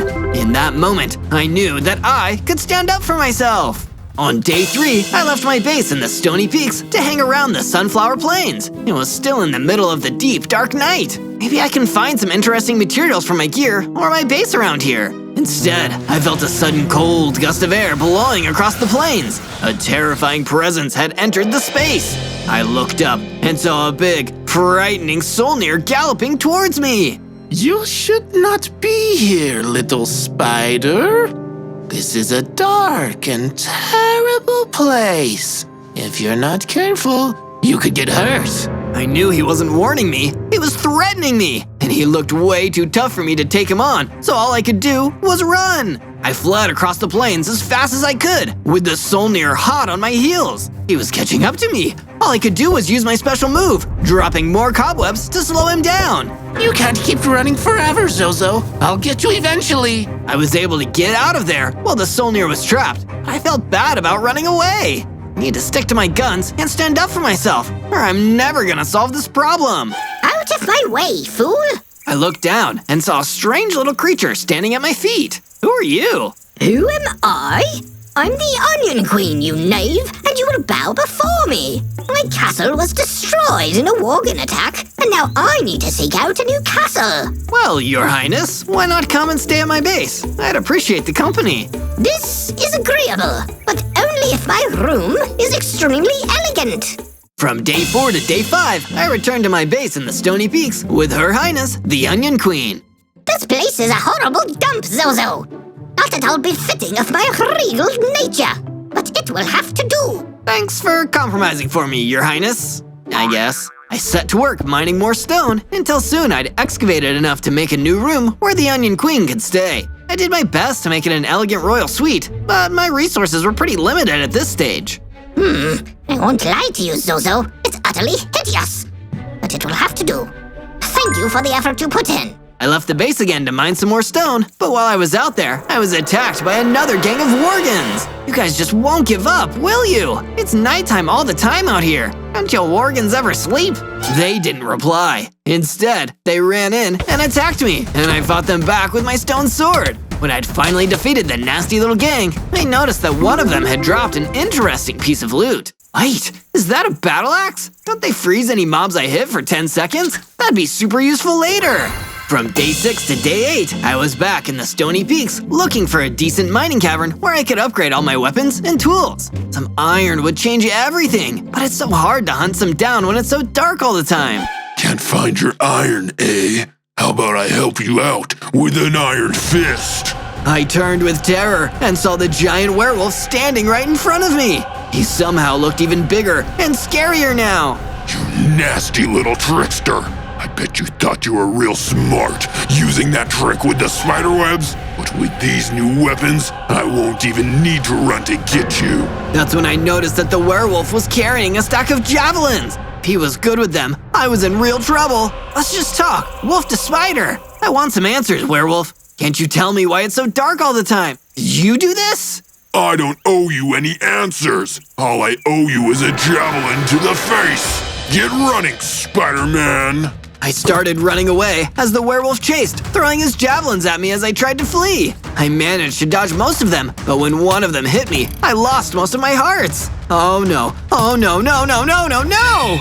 I knew if I took another javelin, I'd be doomed. I needed to make a plan, quickly. Wait, I've got it! I used my cobweb power again, building a wall of them. It wouldn't keep him back for long, but it might at least block some of his javelins. I've never been happier to be a web slinger. With the little time that bought me, I'd managed to escape the wrath of the werewolf yet again. From day 9 to day 10, I was resting in my base, still recovering from that stressful attack by the werewolf. Boy, when the sun doesn't come out, it feels like there's no motivation to get up and get going. But I didn't just get to laze around all day. Instead, the Onion Queen suddenly burst into my room. Zozo, get up this instant! Your queen demands it! You're never going to get anything done if you can't even get out of bed! Sorry, Your Majesty. I didn't mean to upset you. I've taken the liberty of improving your base to make it live up to my own royal standards. Go check outside. I've begun work on constructing a great statue to inspire you into action for my honor. I went outside and saw that the Onion Queen had been true to her word. She'd started building an amazing statue for me, but I couldn't tell what it was just yet. What about you? What do you guys think? Do you know what the Onion Queen's statue is gonna be? Let me know down in the comments. The Onion Queen wasn't done. She'd also made several other base upgrades. A training room where I could work hard and get stronger, and even a furnace to smelt metal ores and diamonds with a storage room where we could keep all of our supplies.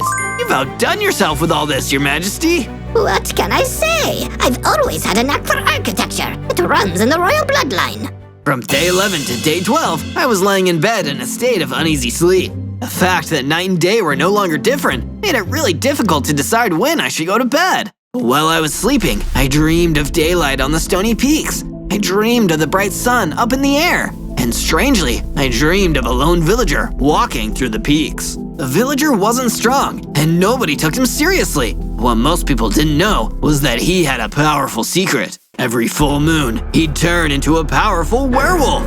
A werewolf that everyone fears and respects. But the problem was that the villager could only access this power under the full moon. He wanted to be a werewolf all the time, so he sought out an ancient and powerful spellbook. With the spellbook, he ushered in an eternal night and an eternal full moon. That way, he could always be the werewolf and always be the most powerful person out there. I woke up in a cold, elemental spider sweat. I knew everything now, and I knew that if I wanted the sun to rise again, I needed to defeat the werewolf once and for all. From day 13 to day 15, now knowing what I needed to do, I realized that I needed to get stronger if I wanted to defeat the werewolf and return sunlight to the overworld. If I'm going to be strong, I need to not be afraid. I need to take on even the most challenging enemies. That's why I returned to the Sunflower Plains that the sun hadn't touched in a long time to take on the Solnir. So, you return to me, little spider. Are you ready to leave this cold, dark world? No, Solnir, I'm just getting started. Come at me! And he did.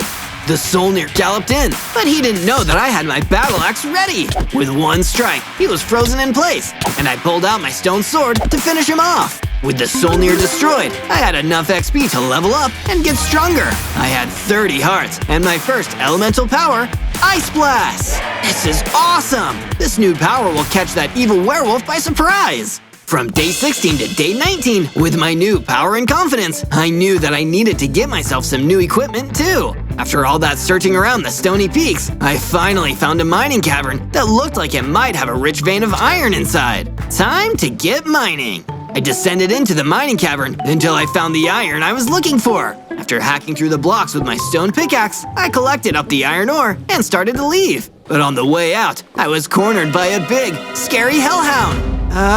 Nice doggy. Lucky for me, I had my new power. I blasted the hellhound with my ice blast, freezing it in place. I didn't want to hurt him, so I just snuck out as quickly as I could while he was still frozen. Not long after, I made it back to my base, where I used the furnace that the Onion Queen built me to smelt the iron into ingots, and made myself some new tools, an iron pickaxe and an iron sword. Nothing's gonna stop me now. From day 20 to day 22, I got another rude awakening from the Onion Queen. Okay, I'll get up. Just give me 5 more minutes, Your Majesty. No time, Zozo! That ghastly werewolf! He's here, at the future Onion Queen Palace! What? Oh no! With no time to waste, I skittered out of my room on my 8 elemental legs and met the terrifying werewolf standing right there! You, little spider, are one of the biggest cowards I've ever met. Every time we battle, you use your little cobwebs to escape. So now, I've come to you. No way out. Are you ready to meet your doom, Spider Boy? My name is Zozo, and this time, I'm ready to take you on, one-on-one! The battle began, using my iron sword and my battle axe against him. He was incredibly strong and equally fast, but I didn't give up. And when I hit him with an ice blast, he stopped dead. What is this magic? You couldn't do that before. Because I'm getting stronger, werewolf. And soon, I'll be so strong that you can't defeat me. Don't count your elemental spider eggs before they hatch, Zozo. I will return. With that, the werewolf ran off into the eternal night. And for the first time, I truly believed that I could defeat him once and for all. From day 23 to day 26, I was, once again, woken up after my intense battle by the Onion Queen. How many times, Zozo? Sorry. Fighting the werewolf was tiring work. Well, you won't last very long as my royal protectorate if you get hit by one of his javelins, will you?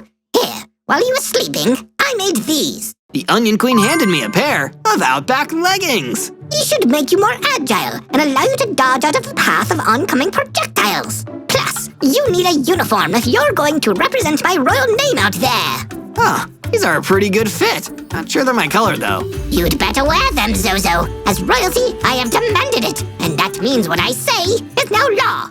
Any more laws you want to decree, Your Highness? Yes, actually. I hereby declare that everyone should search ZOZO to find more videos to watch. I had no idea what any of that meant, but it sounded important, so I'd do it if I were you. From day 27 to day 31, the Onion Queen seemed pretty agitated about something, and not wanting to get on her bad side, I figured I should ask her. Everything going okay, Your Highness? No, not at all. Everything is positively horrid. Positively? Isn't that good? No! Just look at my statue! I took a look, and the Onion Queen had really been making a lot of progress with building her new monument. It looks okay to me. Of course you'd think that. To the untrained eye, maybe. But there's no white concrete. How can I possibly have a statue celebrating my regality without any white concrete? Okay. Well, what if I go and find some white concrete that you can use to add to the statue? Well, Well, it's about time you made yourself useful. Off you go. There should be some in the Twilight Valley. So, off I went to search the Twilight Valley. It didn't take me long to find some white concrete, which made me wonder what all the fuss was about. Then, I noticed a gang of Worgans in my way. That explains that, I guess. I leapt into action and delivered a few battle axe attacks to freeze the Worgans in place, then shattered them to frozen pieces with my sword. With all of them defeated, I was able to retrieve plenty of white concrete and returned it to the Onion Queen to add to her vanity project. Statue. This will do for now, but you'd better head back to the Twilight Valley to get more. Your queen demands it. From day 32 to day 35, I did as the Onion Queen asked me, or rather, told me, and went off to find more white concrete in the Twilight Valley. I didn't come across much more though, just a few extra Worgans to take out for the XP. Suddenly, I heard a call for help from nearby. Excuse me, I could use some help here if it's no trouble, that is. Sure thing, at least you're polite about it. I'm Zozo, what do you need? Oh, thank you. Well, I'm Little Kato, and my friend hasn't come back for a while. I'm worried he might have been kidnapped. That's awful. Don't worry, Kato. I'll do my best to track him down. You just point me towards where you last saw him. From day 36 to day 39, I followed Little Kato's directions until I came across a mini base hidden in the Twilight Valley and made my way through the main entrance without any problems. Sure enough, there was Kato's friend, being held inside a cage, although I hadn't expected him to be a tomato.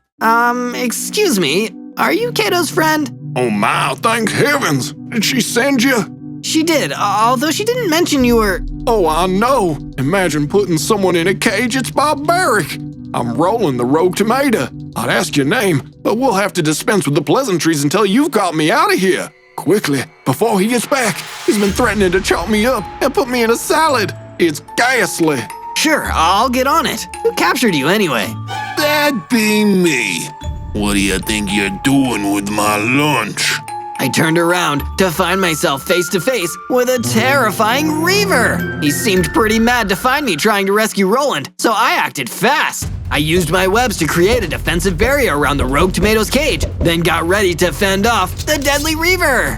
From day 40 to day 43, I battled with the Reaver. It was way bigger than me and a tough opponent, but I had to do my best to save Roland and reunite him with Kato.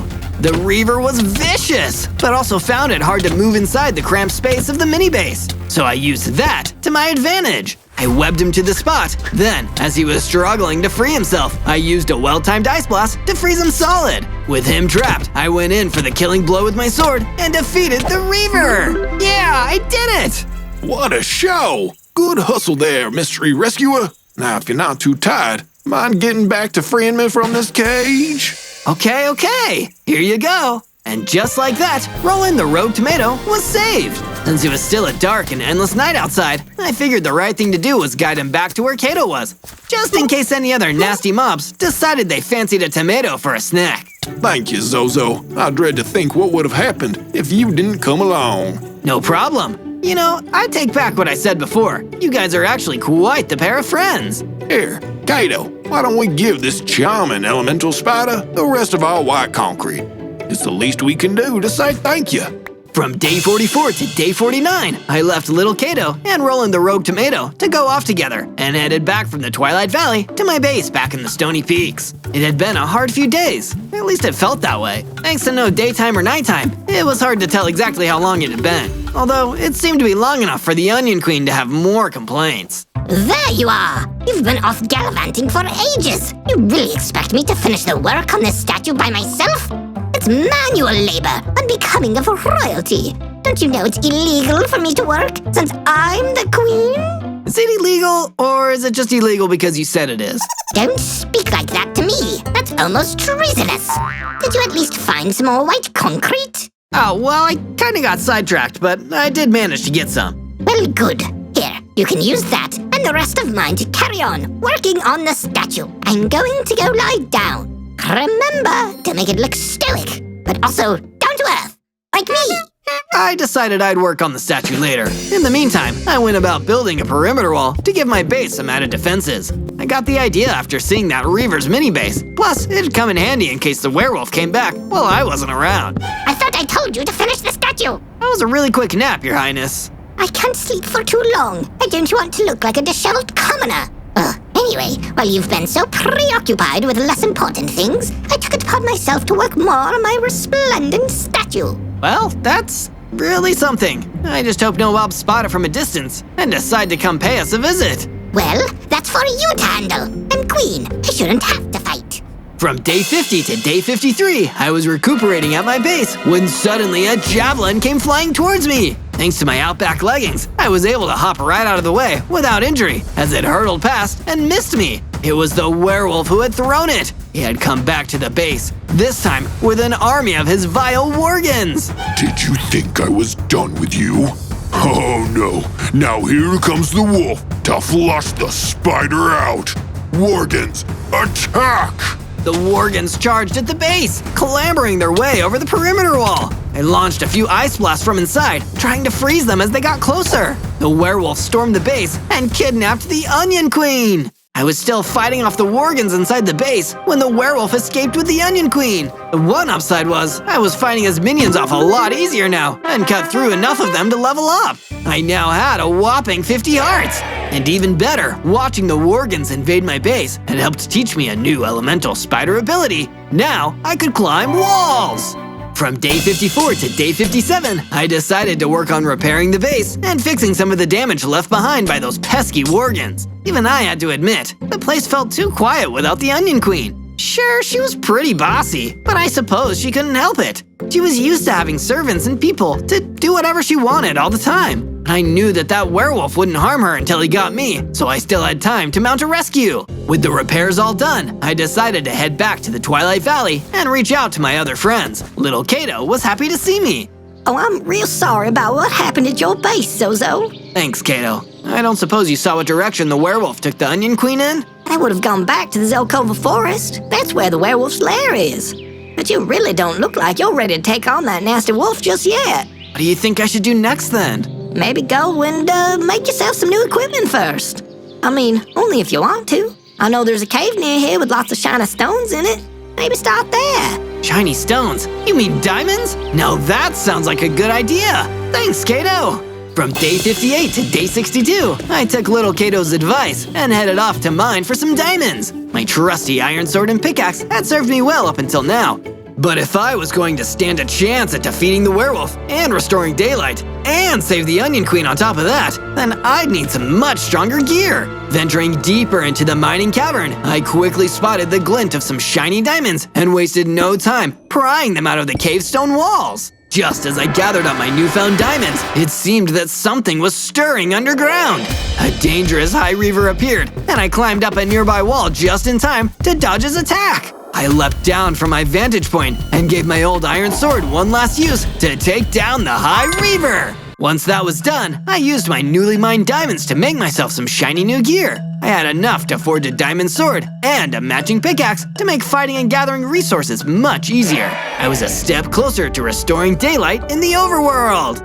From day 63 to day 66, I made my way back to my base. Even though I had come a long way, I was still feeling uncertain. I knew that if what Kato had said was true, then I was still underprepared to face the werewolf again. In the endless nighttime he had created, he would be far more powerful, and it seemed no amount of new diamond weapons could change that. But as I returned home, I was greeted by the sight of the Onion Queen statue. It stood, unfinished, and part of me thought it would be right to finish it. But I changed my mind. No, she should be here to see it completed. Although she bossed me around, we were still friends, and I had to get her back. After all, I was meant to be her protector, right? So I readied myself for the next part of my quest, to find the werewolf's den, defeat him, save the Onion Queen, and finally bring an end to the night. And if you want to help me get there, then why don't you subscribe by clicking the button below? And make sure to leave a like on the video and comment to show your support.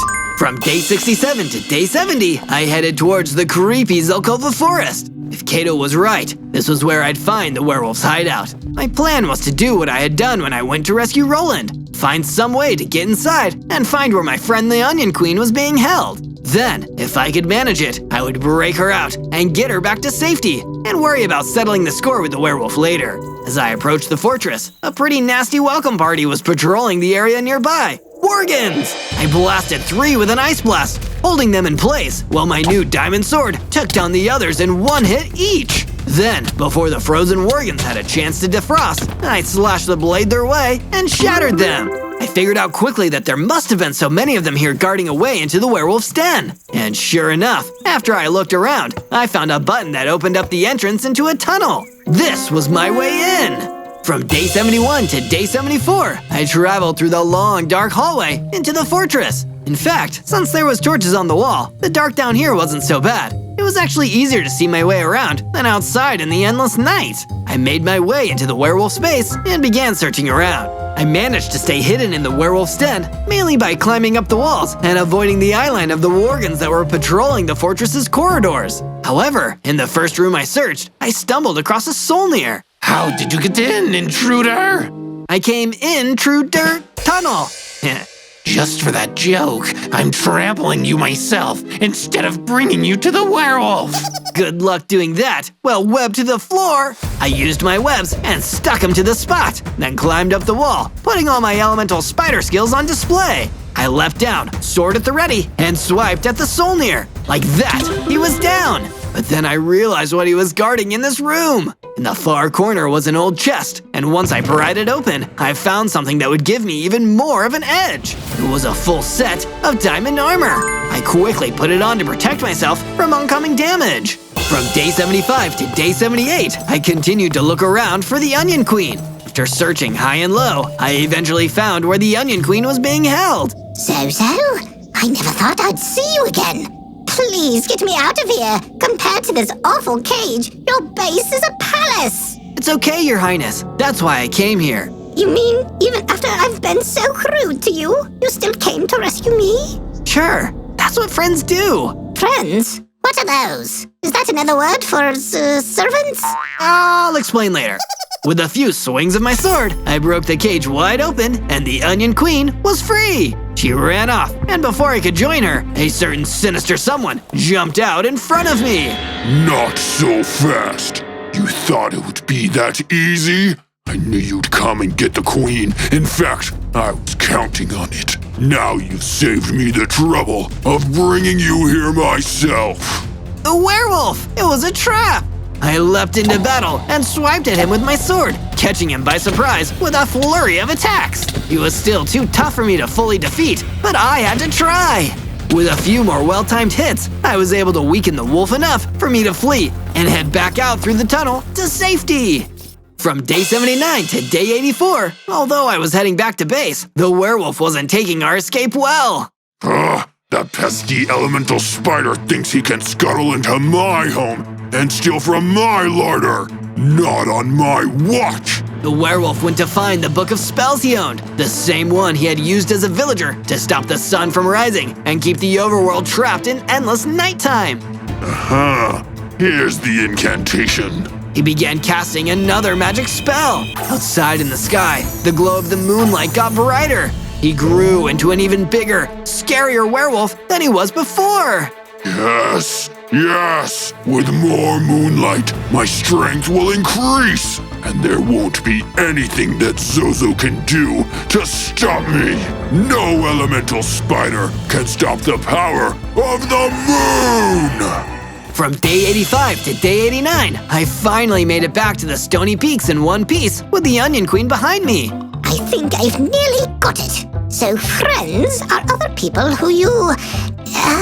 what do you do with them again? You can talk to them, hang out and share interests. If you're in trouble and can't get yourself out, then you can call on a friend to help. Some friends even give each other gifts. Are we friends, Zozo? Sure, I mean, as long as you want to be. I would like that.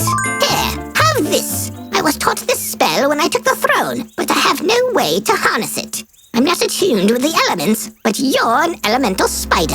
The Onion Queen cast her magic my way and gave me a new upgrade, a fire aspect enchantment. Just give me a moment, Zozo. I should go and do something. After a little while, I figured out that the Onion Queen had wanted to finish her statue, and pretty soon she told me it was finished. But what I hadn't been expecting was for her to make it into a giant spiderweb. I felt really appreciated. There's something you should know. When I was captured, the werewolf spoke of a book of spells he has, and how he can increase his power with the moonlight. If you get that book, you might be able to bring daylight back. But with the moon this bright, you need to be stronger. Well, I've been trying my best. Maybe since he's using magic, I should use some of my own to stop him. I agree. I think it's time for me to stop clinging to my royal title and do something that can actually change things for the better. I'm going to help you.